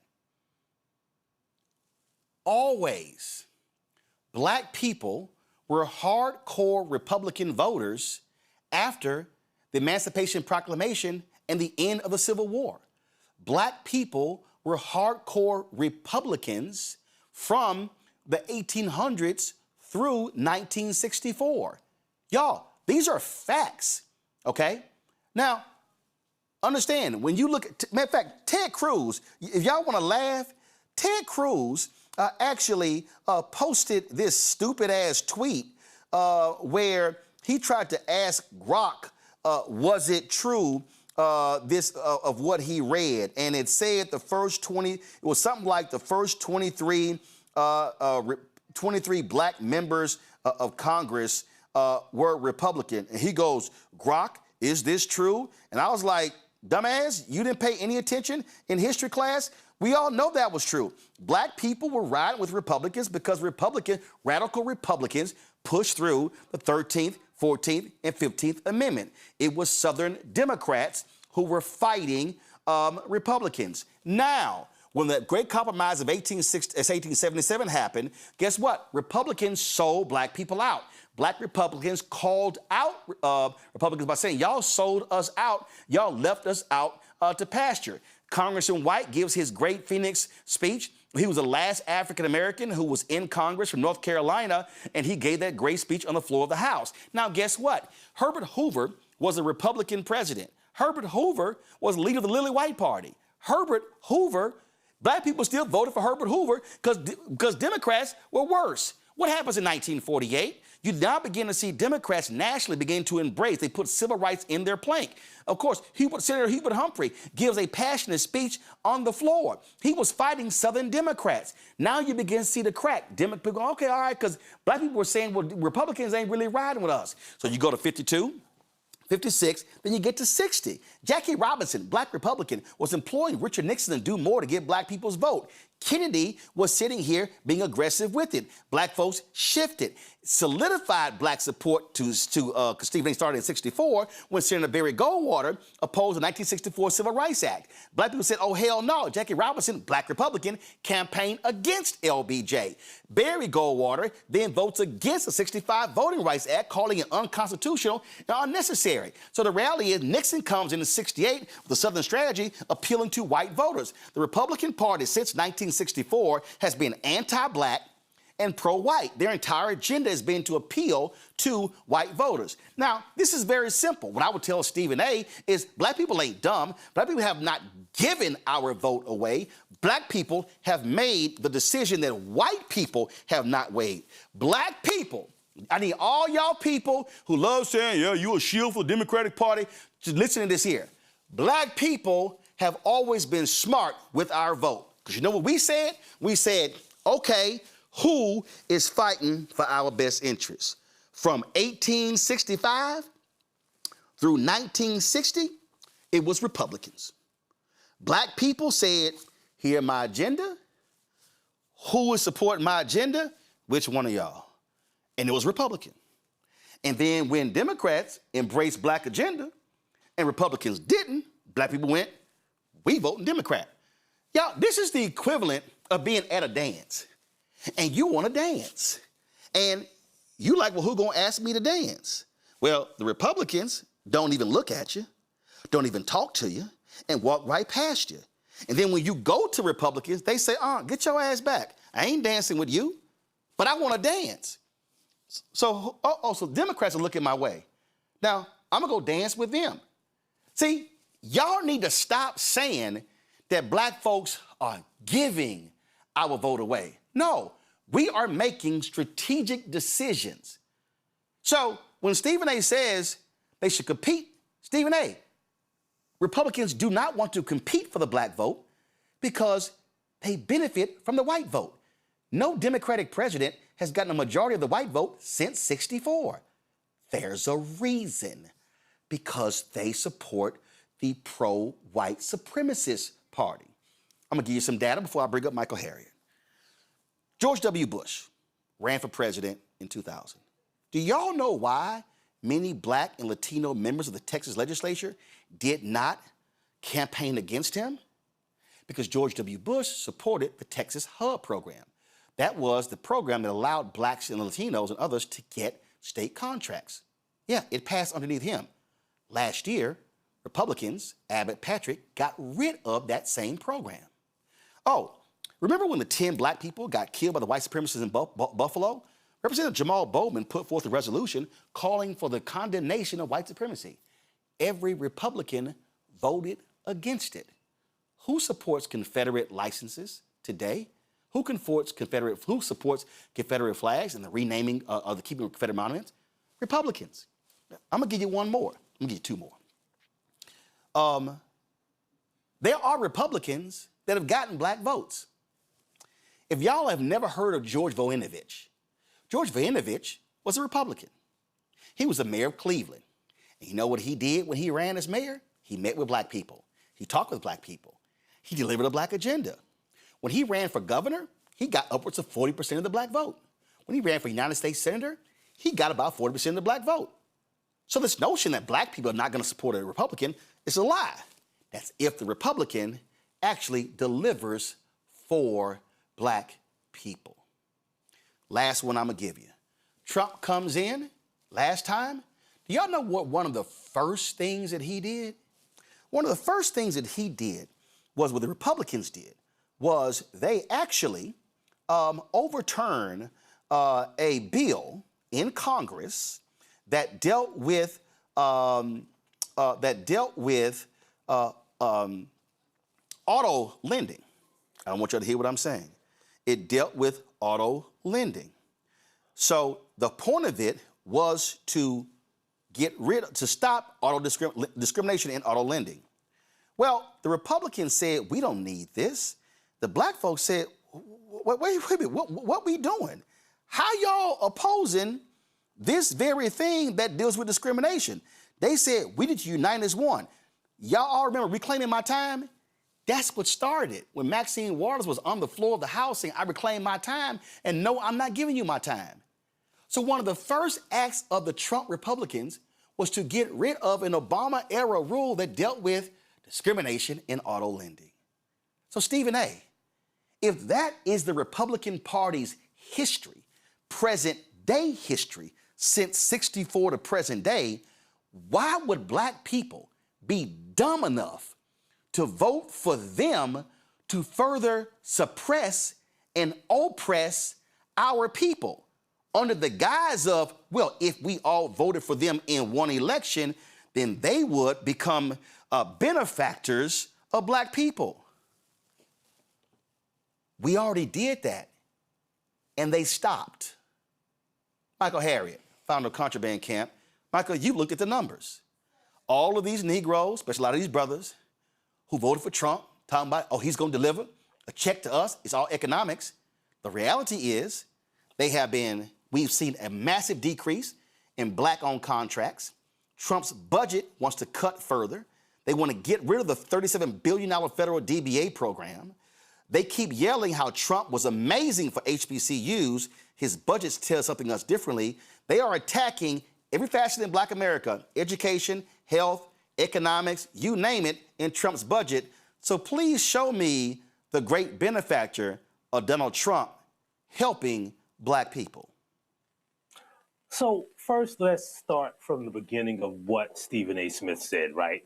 So first of what he said first, and this is a thing that a lot of people don't know, right? So black people did vote for black congressmen, put them in office, but this is the thing that disproves what he says, right? When it came to president, most black people, because, you know, the black people in the South were mostly prevented from voting, but the majority of black voters in 1936 and 1942 voted for Republican presidents for Democratic presidents while voting for Republican congressional members, right? So that tells you that they were deciding who they would vote for. So the majority, ever since they've ever calculated the black vote, there is no time when the majority of black voters have not voted for a Democratic president. They voted for Republicans on the local level.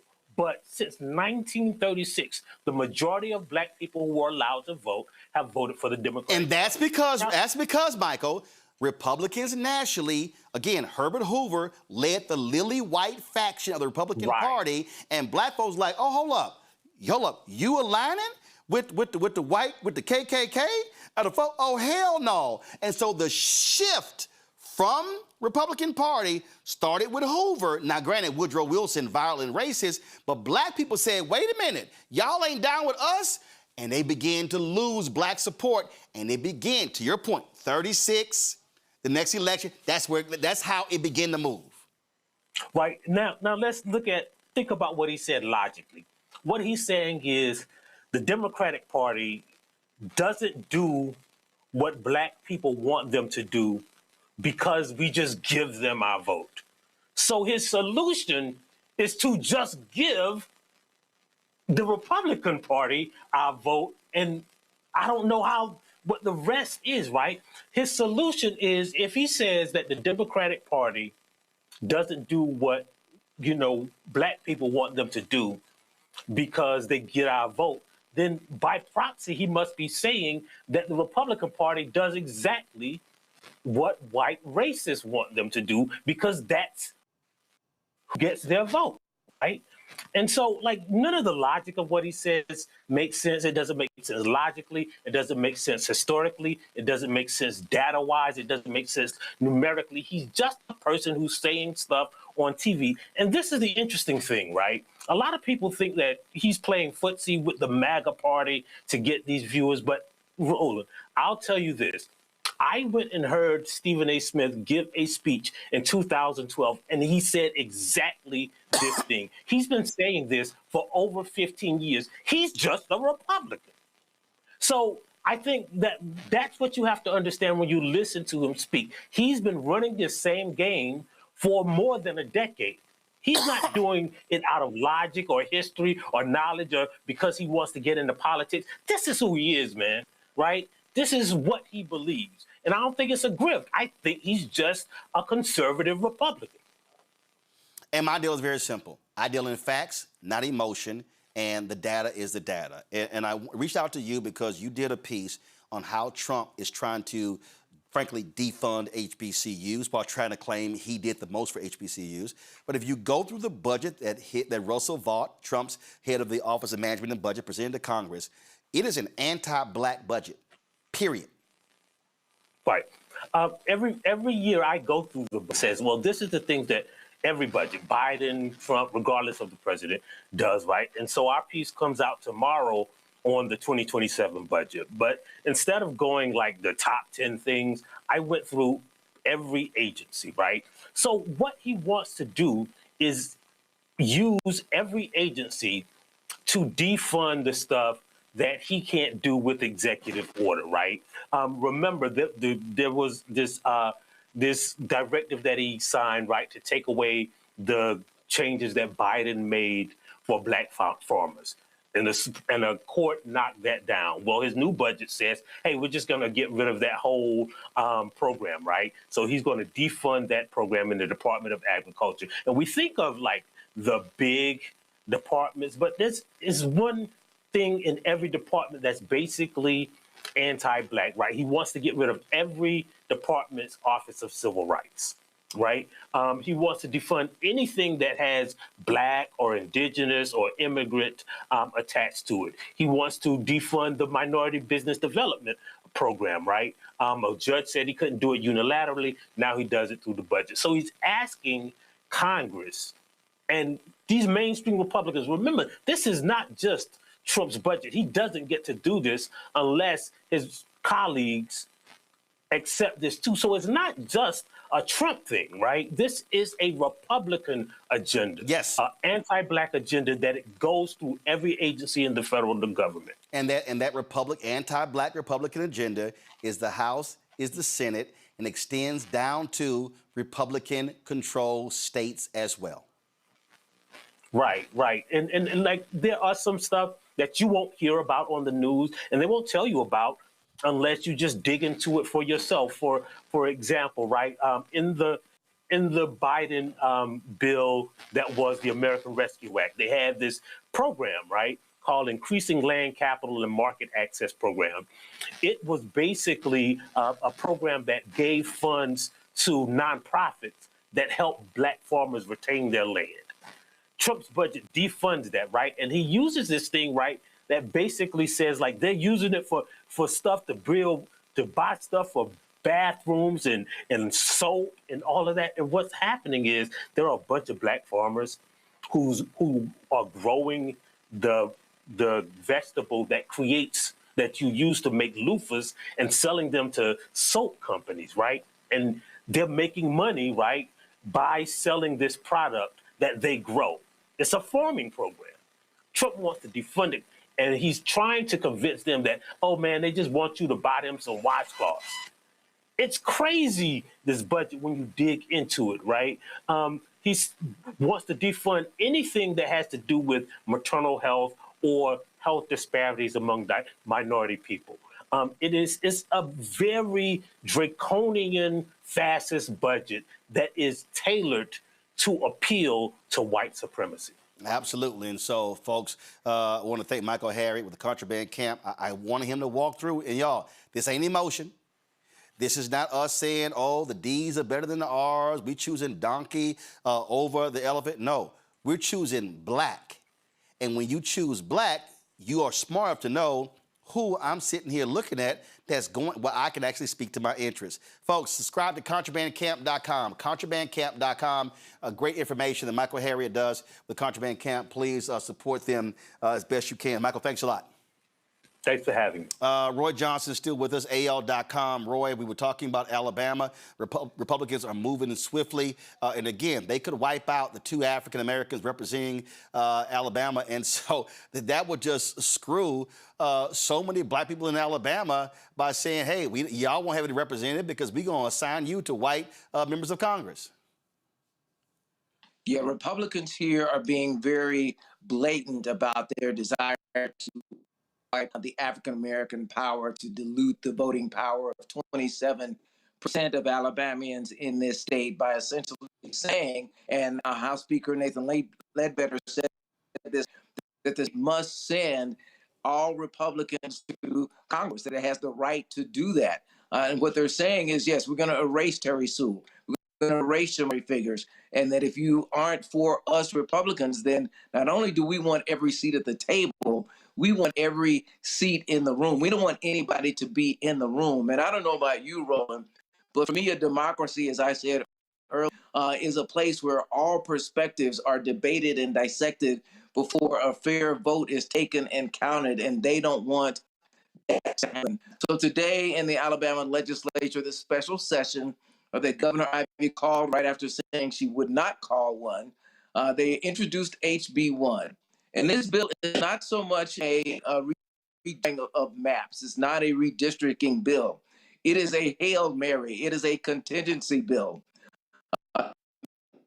2023, this lost in Allen versus Milligan when the Supreme Court, this very same Supreme Court, decided that the maps that this state drew were racist and that it did put a disadvantage to African-American voters. And in fact, which was supported by Chief John Roberts and Justice Kavanaugh, the conservative judges, they said black voters here have less opportunity than other Alabamians to elect candidates of that choice. That is a direct quote from Supreme Court opinion in 2023. Well, now Alabama wants a mulligan on mulligan. They have already tried to get the Supreme Court to lift an injunction. They sent an injunction down that is preventing the state from redrawing its maps until after the 2030 census. And so they've sent a Hail Mary asking the court to override that injunction. And even though in this current ruling, in the Louisiana ruling, the majority opinion, Samuel Alioto said, this ruling did not overrule Mulligan. It did not overrule that case at all. Despite that, Alabama's trying, and they tossed out a Hail Mary, and this bill would allow for a special call. The primaries here are May 19th. So Roland, they're trying to create a bill that in case the Supreme Court grants their Hail Mary to lift this injunction, that they're able to introduce a special action after the primary. Totally nullify the primary, would cost voters hundreds, not millions of dollars. And all this is being done in this compact time frame when elections are being held this month, and then, of course, the general election in the fall. So Republicans here are very, very clear about what they want, and they want to send all Republicans to Congress as soon as possible. Absolutely. Roy Johnson, AL.com. Was really appreciate it. Thanks a bunch. I'm going to go to my panel. Then Danielle Ayers, I'm coming to you real quick. Scott, this is real simple. Roy talked about the Hail Mary, Alabama. That's what they did in Louisiana. They lost the case in Louisiana. To the Supreme Court. They tried to bring it back to Supreme Court. The Supreme Court said no, and then they came up with another way of doing it, filed the Khaled case, and then they got exactly what they wanted 2 years later. Yeah, exactly. And now they've suspended elections, or these primaries, until they can redo the map in Louisiana. These are just affirmative acts. That it's not sleight of hand. They're just coming hard because they're embracing themselves with, and this is the stupidity, I must say, of the Supreme Court. The Supreme Court had to know what they were doing. Of course they did. Because they said, well, pardon me? Yeah, of course they did. Because when you say, well, it's reverse discrimination to draw these districts by race, but you can do it by political affiliation because that's race neutral.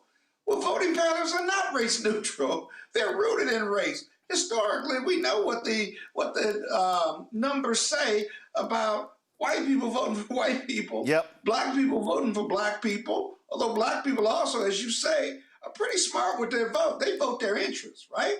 But if you know all of that's true, then you're talking out of both sides of your mouth. You can't believe that drawing districts by politics or political preference is going to get you a fair map. Yeah. It's against human nature. Yeah. But if you don't think that black people are human or brown people should have an equal opportunity to create a district where you're going to have black representation, then you're going to get this because that's a conservative think piece, but it's a conservative lie. Yeah. And it's lying about reverse discrimination. I need quick answers from Thelma and Omekongo. I got two guests coming up. One I got to get to very quickly.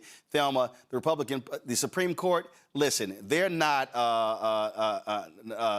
impartial. They are doing the bidding of the Republican Party, pure and simple. And this is exactly what the Federalist Society wanted when they got these people on the court.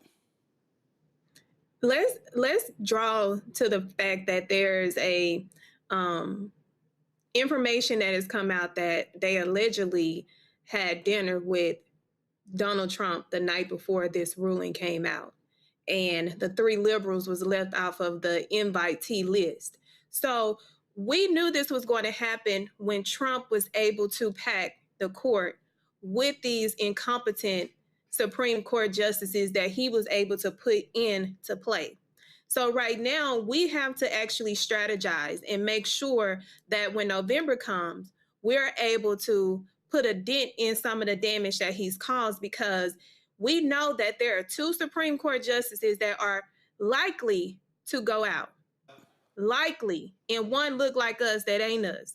So if we're going to make sure that we get to control, we do have to look at how the Republicans have operated, reverse uno them, and then capitalize in November so that we get to control who is going to be the next two Supreme Court justices that we can then equalize to undo the damage that they have caused. Congo, bottom line is this here. Again, if you don't vote, you don't control who wins the United States Senate, and that's who confirms or picks Supreme Court justices. And so folks got to understand, voting impacts all of this. You cannot talk about advancing an agenda if you ignore the part that voting states. Real quick.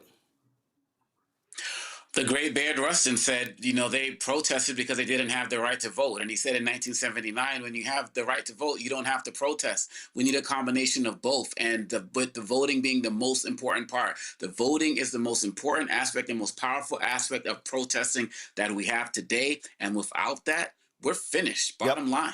Let me bring up Reverend Dr. Danielle Ayers. She's co-director of the Black Faith Coalition in Texas. Danielle, y'all have been talking about doing Freedom Summer, and I just fundamentally believe we must have Freedom Summer in every single southern state in this country. We must be flooding the zone. We must be having training sessions and teach-ins every single week. We must say we're going to hit every single black voter. We have to have maximum black voter participation. And our goal should be to break the number that we set in 2008 with the election of then Senator Barack Obama as president. Yeah, thank you so much for this opportunity. I want to first give a shout out to my senior pastor, Frederick Douglass Haynes III, Reverend Dr. Frederick Douglass Haynes III, Senior Pastor French West, where I also have the privilege of serving as the pastor of justice, but also co-directing the Black Faith Coalition. So for us, Freedom Summer 2.0 is a tool or a tactic in our larger toolbox where we are looking to build Black political power throughout the state of Texas. So for Freedom Summer 2.0, while it is in the legacy of 64 Freedom Summer, which was access to the ballot box, right? 2026 Freedom Summer 2.0 is about dealing with the constant voter suppression tactics, the various machinations that are always implemented, and the ways in which this semblance of democracy is being dismantled. So for us, it's a 2-day convene that we will do in 3 cities. In Austin, Houston, and Dallas. And we're asking folks in surrounding cities and areas to join us. So Friday night is more of an artist series, right? It's going to be an opportunity for us to experience some joy, live music, but it's music with a message to get us ready for Saturday, where we will convene and have a series of trainings. So the series of trainings will be around understanding the role of public policy, the role we play in crafting public policy with our legislators, but also following that policy or that law all the way through to the end. And if it's passed, becomes law, becomes policy, how do we keep up with, make sure it's implemented and evaluated so we know what changes to make? We're going to also have training around what does it mean to be an organizer? How do we really do ground level work to get one-on-ones, to really get people connected and engaged to the entire political ecosystem? And although voting, certainly voting is a big part of that, but also what does it mean to run for local office? How do we prepare people to run at the very local levels? Because that is also where we have to make sure we show up and vote all the way down the ballot, because we have to make sure we have folks in office at the local levels as well, and not just focus on the federal level. So it's going to be around organizing. It's also going to be around how do we train, how do we do messaging? How do we make sure we are all learning some common lens, common language, so we all know what we're talking about and where we're going.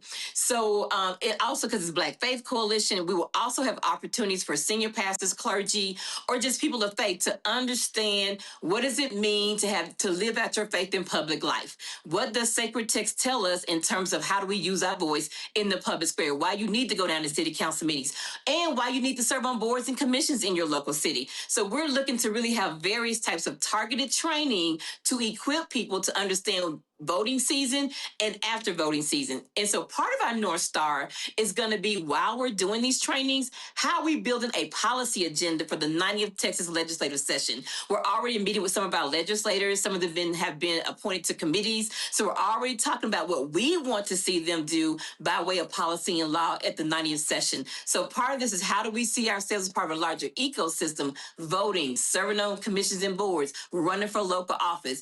And then, of course, it has to be turnout. But turnout why? Tell people why they need to turn out. Yep. Texas, I believe, has 4.5 million eligible Black voters. We have more eligible Black voters in Texas than any other state. Yep. And so for me, is that, and I tell people, we're not a red state. And I hate when people say Texas is a red state. We're an organized state. Yep.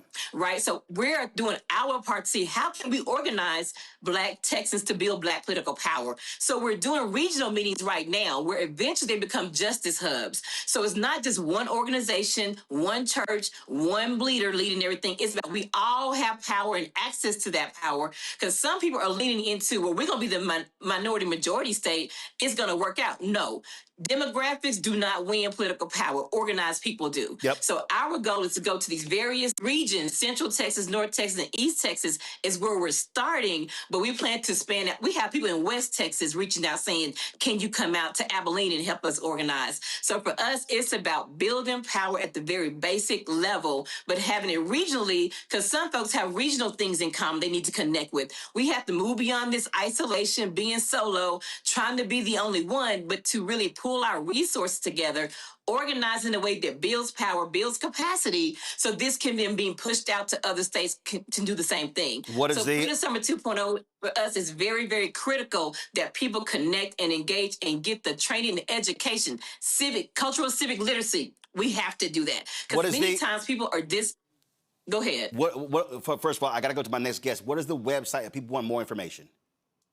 So the best place to find us right now is going to be follow us on Instagram at Black Faith Coalition. All the information and details are there. The link is there. The link tree is there to sign up, get connected, get engaged, and get all the information to be connected with Freedom Summer and beyond. All right, then. Danielle, we surely appreciate it. Thanks a lot. Folks, in Georgia, the primary is coming up. There are a lot of things on the ballot. You got the primaries happening, but you have 2 Supreme Court races that we're paying attention to that could also impact judicial decisions in that state. One of the folks who's running is Miracle Rankin. She's running for the Georgia Supreme Court. And folks, understand, Georgia has this weird law that if a Supreme Court justice resigns, then they appoint someone and it invalidates the election. That's insane to me. Miracle is running. Miracle, she joins us right now. We just saw the special election they had in Georgia where there were 2 Democrats elected from the Public Service Commission. That shocked a lot of people. And so at the end of the day, you're going to need a massive turnout in order to beat the Republican in this race. Walk us through and explain to people, because I've been yelling this for years, why it's important for us not to ignore state Supreme Court races. Yeah, thank you so much for having me, and good evening, everyone. I'm Miracle Rankin, and I'm running for the Georgia Supreme Court. The way our courts are set up, it's a nonpartisan race. So when running, no one's running with the Democrat or Republican by our names because it's nonpartisan. And the way that we win is just making sure that people understand what's at stake on our state's highest court. I think one of the things that we have seen that has been, discussed is the implications and what happens when certain rights are taken or stripped away at the federal level and is sent back to the states to decide. So, there are three branches of government and one branch is the court. So a lot of times the Supreme Courts of various states will ultimately handle some of these issues. And so it's extremely important now more than ever that we understand who actually is serving on our state's highest court. And in Georgia, the electorate has a unique opportunity this session. Voting is happening right now to actually vote on who they want to serve on our state's highest court. So I've been telling folks, do your research the candidates and what they have to bring to the office, because the more you know, the better informed you are about the decisions that you will ultimately make. And then also just make sure that you amplify and spread the message about the importance of what the court does and the decisions that they make. And the reality is this here. You do not run as nonpartisan, but the reality is conservatives dominate the Georgia Supreme Court. You have folks who've been nominated in the past as well. And so, although it's nonpartisan, you do have folks who, frankly, on different sides. And we saw in Wisconsin, granted, there they have partisan races. We saw what happened when that Supreme Court is now flipped 5-2, Democrat to Republican or progressive to conservative. We saw how the judicial rulings changed in North Carolina when Democrats controlled the Supreme Court there, when Sherry Beasley was the Chief Justice.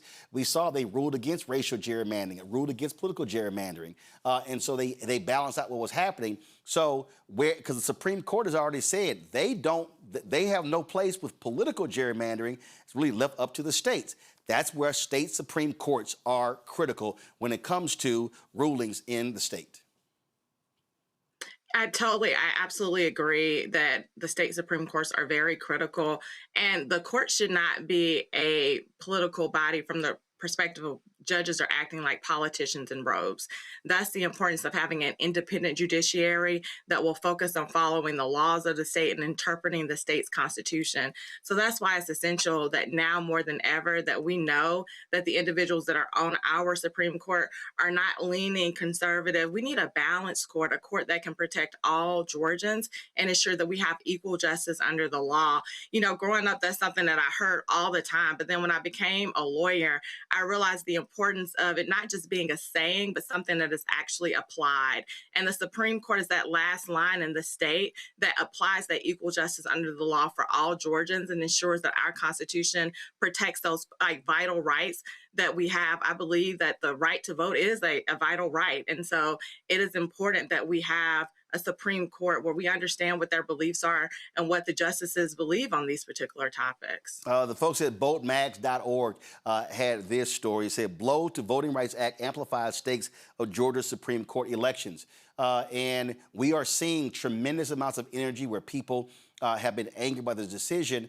And so how have you made the Supreme Court decision, the federal Supreme Court decision, how have you made that a part of your campaign in terms of how you're talking to people? Because there are many activists who have been calling for a state Voting Rights Act.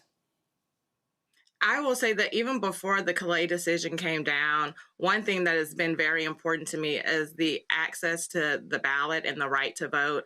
I was talking to a young man when I was going around just meeting people, and he said, how do I explain to my little mentees who say that my vote has no importance? It doesn't matter if I vote or not. How do I explain to them the importance of actually showing up for your state and local elections? And before the Calais decision even came down, I just reminded him, I said, our people fought for this right, the right to have this sacred opportunity to participate in elections. And I think what we see from the federal level now more than ever, that if it wasn't something that was such an important right for us to have the right to vote, people wouldn't be attacking it so hard. And so it's always been a part of my personal belief system that the access to the ballot and the right to vote is very important, very sacred. And so I've just been continuing to spread that message of it's important that we all exercise our right to vote and we vote the entire ballot. Someone mentioned the importance of going down the ballot. For a lot of races, what we see is that people know who's running for the president, or they know who's running for governor or for Congress. It is rare that individuals in a state even know who serves on the Supreme Court. If you go and poll people and say, give us the name of one sitting Supreme Court justice in your state, they probably won't be able to do that. Yep. Let alone do people typically know who's even running for the Supreme Court in a contested race. So education has been pivotal and it has been key, and just making sure that we inform the electorate that your vote matters, your vote counts, and this is an opportunity to shape what Georgia looks like for future generations to come. VotesMag.com said this here: no justice on the Georgia Supreme Court has lost an election in more than 100 years. That is in part the product of an election system that shields judges from competition, limits voter turnout, and today has left this swing state with a high court dominated by GOP appointees. Now, here's the thing right here that I need folks who are watching the show to understand. Miracle, we often complain about gerrymandering. We often complain about how these things are set. Your race is statewide. So it is. So there's no gerrymandering. This is all about who's going to get the most votes. And so if black folks have a massive voter turnout in Georgia, that paves the way for you to achieve victory. And so I need folks in Georgia to realize this ain't no gerrymander. This ain't no, well, you know, I can't. No, this is a statewide race, and this can actually happen. History can be made if we maximize our turnout on primary day. Yes. Yes, I absolutely agree with you. People have asked me, why am I running? Right now, we are living in very unprecedented times. And at the federal level, we're seeing more and more things being taken away and being sent back to the states. And when you're living in unprecedented times, you need bold, new leaders with new voices who are willing to stand up for the rule of law and the Constitution being fairly applied. And you're right, the people in our state get the opportunity. Every person has a vote that is an eligible voter in our state, and you get to make that decision of what you want your Supreme Court to look like. So that's why I say it's so important just to make sure that we have these conversations to educate the electorate on the importance of voting in this race, and ensuring that, you know, tell a friend to tell a friend, put it in your group chats, tell your sororities, tell your fraternities that it's important that we get the vote, get out and we vote in this particular election. My election's not in November. It's happening right now. Yep. It's in May. Yep, absolutely. And I just ask that people vote for Miracle Rankin for the Georgia Supreme Court. Early voting is happening right now, correct? Correct. It's happening right now through May 15th. Election day is on May 19th. There are quite a few precincts across the state that have Saturday voting. So just check your Saturday voting locations too. I was able to vote this weekend with my family. It literally took 8 minutes. So I would say, please, you know, exercise your right to vote and do it early. Make your voting plan. Absolutely. Okay. So again, folks, I'm gonna pull up this. So listen, there are two folks. This is a photo here. Go back to my iPad. Right here. So y'all, two folks. If y'all in Georgia, I want y'all to vote. Cast your vote for Miracle Rankin and Jen Jordan. Those two are running for the Supreme Court in Georgia. Make history, y'all. Make history in Georgia. An incumbent is not lost in 100 years. Break that sucker right now. Again, cast your ballots in Georgia for Miracle Rankin and Jen Jordan for the Georgia Supreme Court. Miracle, we certainly appreciate it. Good luck in your race. Thank you. Thank you for having me. I want to go back to my panel. Scott had to go. Thelma and Omekongo. Thelma, I'm going to go to you first. This is a perfect example. This is a statewide race. We don't have to sit here and guess this thing. Every vote will count, and folk in Georgia should be racing to the polls to elect those to the Supreme Court. Oh, absolutely. I think we have a very pivotal but promising time right now because we have the blueprint. We are energized. We see what the game plan is on the other side. And it's up for us to go in and score the winning shot. And the winning shot is for us to mobilize and go out and vote because our vote counts. So if anyone is sitting out there saying that your vote does not make a difference, it does. And we're seeing it today, modern day, we are seeing that our votes matter. They mattered before, and we're seeing the results of us not capitalizing and really going out and making sure our voices are heard. But right now is a very pivotal time. We have nothing to lose. We have everything to gain. So sitting on the couch is not an excuse. It is not the time. The time now is to go out and vote right, and vote right away, because we cannot sit on the sidelines and allow anything to get in the way or distract us from our goal, because we see what they're doing. We see it. It's in 4K. We don't need no other proof. The proof is been written. We just got to go and rewrite it by voting. Congo, I'm telling you, I need us to understand. We saw it already in Georgia with those 2 Public Service Commission seats. Republicans were shocked when they lost those 2 seats. 2 Democrats won, including a sister. They'll be shocked here. In fact, Isaac Hayes put out, there was a graphic he actually posted on my social media, and he showed how 800,000 to 1 million black folks have not voted in the last 2 elections. That's crazy. In Georgia. You got black power, but you don't use it? Yeah, the power just can't be with the film industry and Tyler Perry. And people just talk about that's where the black power is. The black power is in the voting. And I think if there's one takeaway I got from tonight, and I've been getting this from all of your shows recently, is that we need to stop being so personality driven as it relates to voting and focus on being policy driven. Like, and it starts with these courts. I mean, the laws that they are making, whether we're talking about, abortion rights, affirmative action, and so on and so forth, it all comes from the courts. And so if we just vote with a strategic mind towards who's going to be on these judicial ballots, it's really going to help us become more educated and more informed about the actual politicians that we need to be putting in office. So we don't start saying, well, I don't like what Hillary did to Obama, so I'm not going to vote. Like that type of ridiculous mindset that makes people stay home or not exercise their power. Those Isaac Hayes III stats about Georgia is disgusting, in a state like that, with all of the work that Stacey Abrams and others have done. And so I'm so glad you had the sister on tonight, because where else are we going to see her? MS Now, like all of these other networks, they're not doing it. We have the power, but power not actualized is just as bad as not having the power at all. This is what Isaac Hayes had posted on his social media. 900,000 to 1.1 million eligible black Georgians did not vote.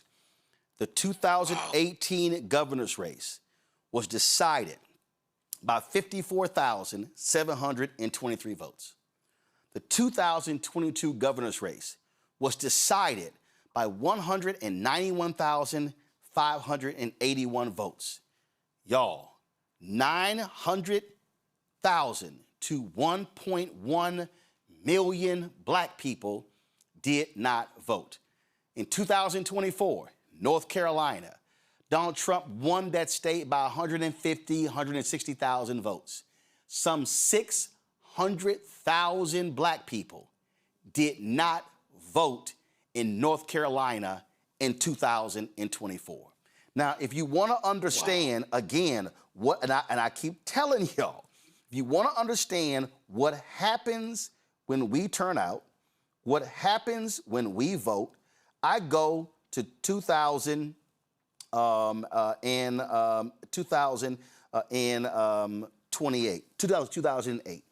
This was for the New York Times. Total turnout in 2008 was about the same as it was in 2004, about 64% of voting age citizens.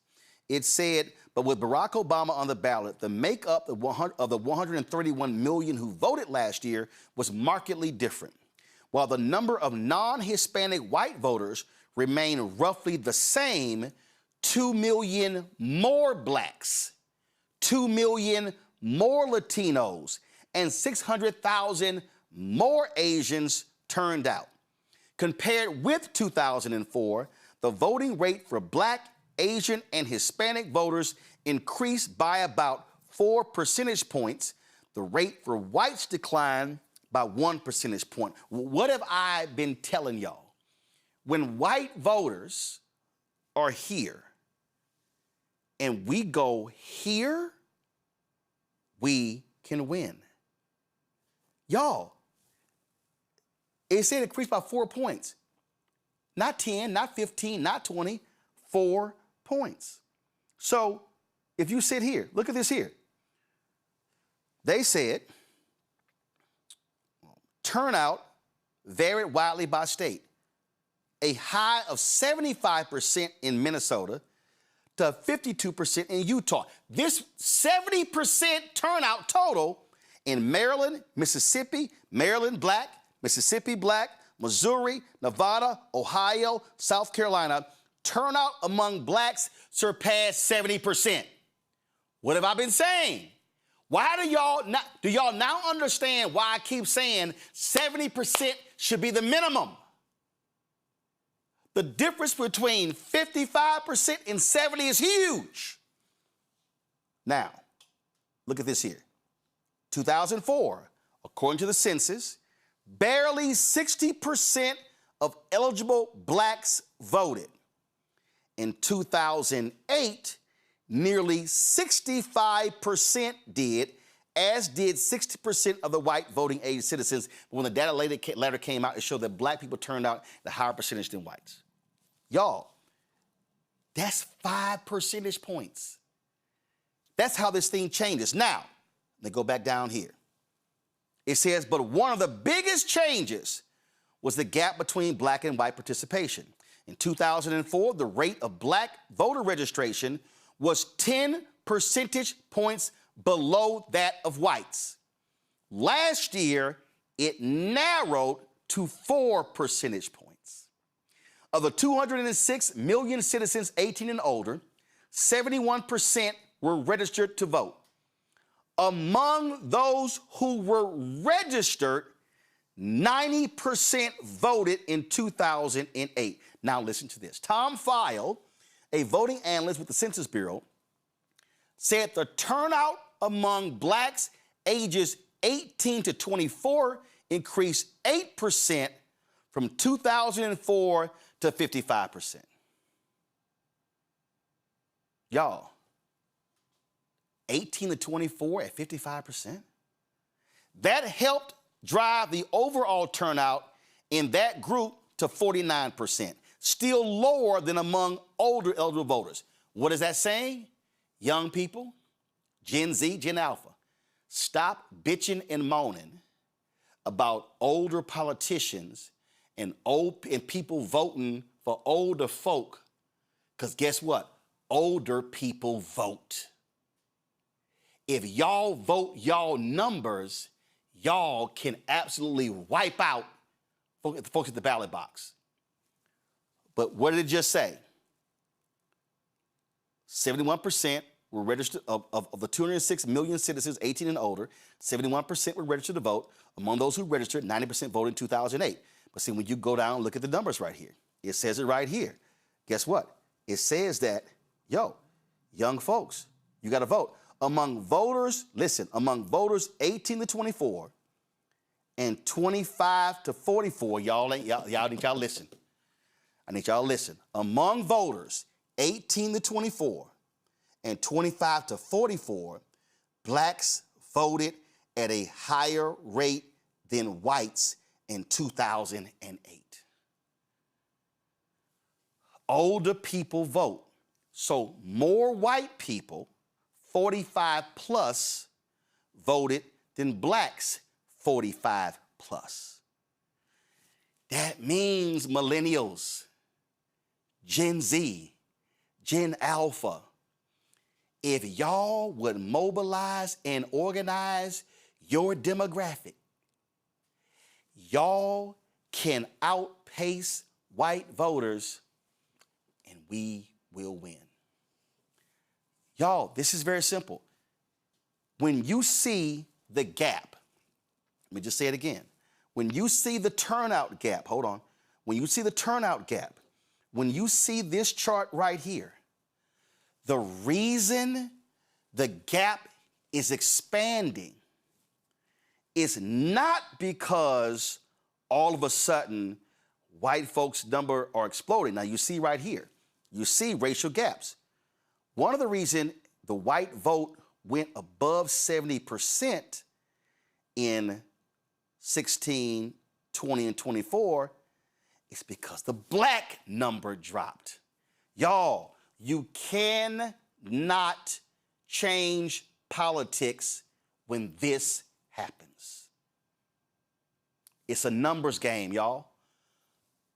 So when 900,000 and 1.1 million don't vote in Georgia, when 600,000 don't vote in North Carolina, when more than 200,000 don't vote in Mississippi, when you have upwards of 1 million in Texas who don't vote, y'all, our power is sitting on the couch, is on the basketball court, is at the bar, is at the club.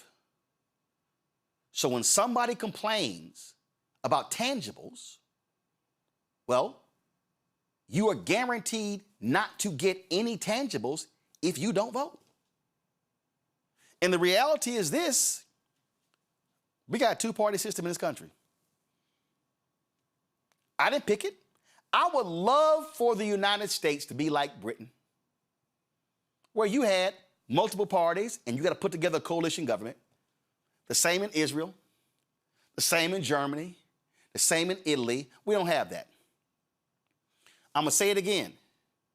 When these simple Simons say, you trying to shield, get us voting for Democrats, we need to be independent. Need I remind you that there are two independents in the United States Senate? One of them is Senator Angus King. The other is Senator Bernie Sanders. What party does Angus King and Bernie Sanders coalition with? What party do they partner with? Not Republicans, Democrats. So what Angus King and Bernie Sanders have decided is that we're independents, but when it comes to the issues that we stand for, who do we more align with, Democrats or Republicans? Black people, I am advocating a black agenda. When I say a black party, I am meaning black interest. Black interest means, here are my issues. Here's what I want to happen. Who lines up with where I stand? Which party am I more likely to get what I want? Is it Republicans or is it Democrat? What we have seen since 1964, it ain't them. That's a simple fact. Now, when somebody says the Democrats have paid us lip service, I'm then want to ask them, okay, name me the issues you believe that they have not delivered on. And I'm then going to say, can you tell me where Republicans stand? Republicans and Democrats. And what I'm then going to ask you is, okay, so of the two parties, which one has the likelihood of addressing the issues that you say they paid lip service? Is it Republicans or Democrats? It's a binary choice. It's either one or the other. This is not an extensive debate. It's simple math. If you are black and you have an agenda, which one are you likely to pick? Now, if you are black and you say, I want lower taxes, I want higher defense spending, I want cuts to the food program, Republican Party. If those are your interests, but if you say, I believe in everybody having the right to vote, I believe in supporting civil rights, I believe I want more black businesses to participate in federal contracting, if you say, I believe in black maternal health and I want more federal dollars being spent on black maternal health, every time you name one of those issues, a finger is disappearing from Republicans, which means that they ain't support none of that. So now who are you left with? And now after you vote, and if they win, your job is to put pressure on that Democrat to come through with what you voted for. Which is why I say at the end of the election, we can't check out of the process. We got to stay fully engaged. But I'm guaranteed to never get anything that I desire if I don't vote. I'm guaranteed not to get anything that I desire if I don't register. So complaining on social media and whining at the beauty shop or the barber shop or wherever you meet literally does nothing. Because I'm telling you, the other side, they're mobilizing, they're organizing, they're strategizing. The Republicans in South Carolina, North Carolina, Tennessee, Georgia, Florida, Mississippi, Alabama, Texas, Arkansas, oh, they're flat out using their power to change the laws to benefit them and their white base. So why are we not going to use our power at the ballot box to make it hard as hell for them to do that? We must have the largest mass mobilization of black voters in 2026 that we have not seen since 2008. We need black folks with a fervor, like I saw that picture in Mound Bayou where they said there was a near riot as 13,000 people were trying to grab voter registration forms.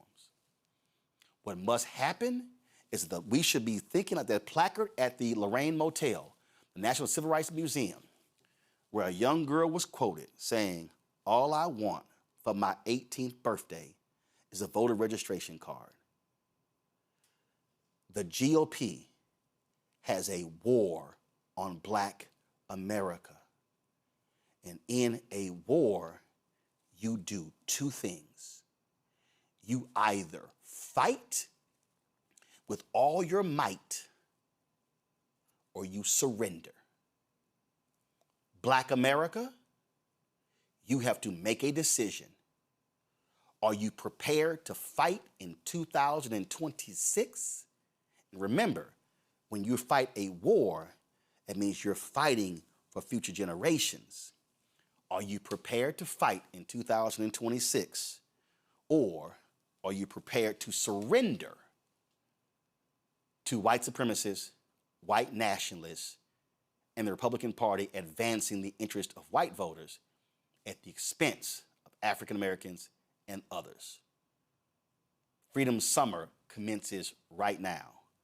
It is time for us to go to war.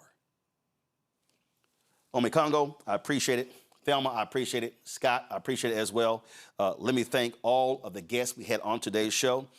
This will not be the last time we had these conversations. We're going to continue to educate y'all. Today they had a protest in New Orleans. Tomorrow, Win with Black Men is having their call. Also, folks, do me a favor.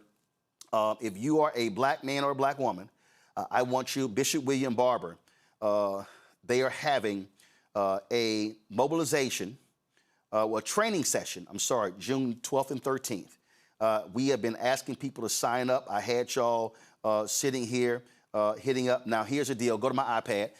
So initially, remember we told you he was looking for 1,000 alphas. And that's primarily because he's an alpha, I'm an alpha, and we were trying to specifically engage those brothers at the regional convention. So here's what Bishop Barber has done. If y'all go to blackstarnetwork.com, you do not have to email me again. If you go to blackstarnetwork.com, what you can do is you can click this link right here. Let me click it. You click this link right here, and it will take you to their site.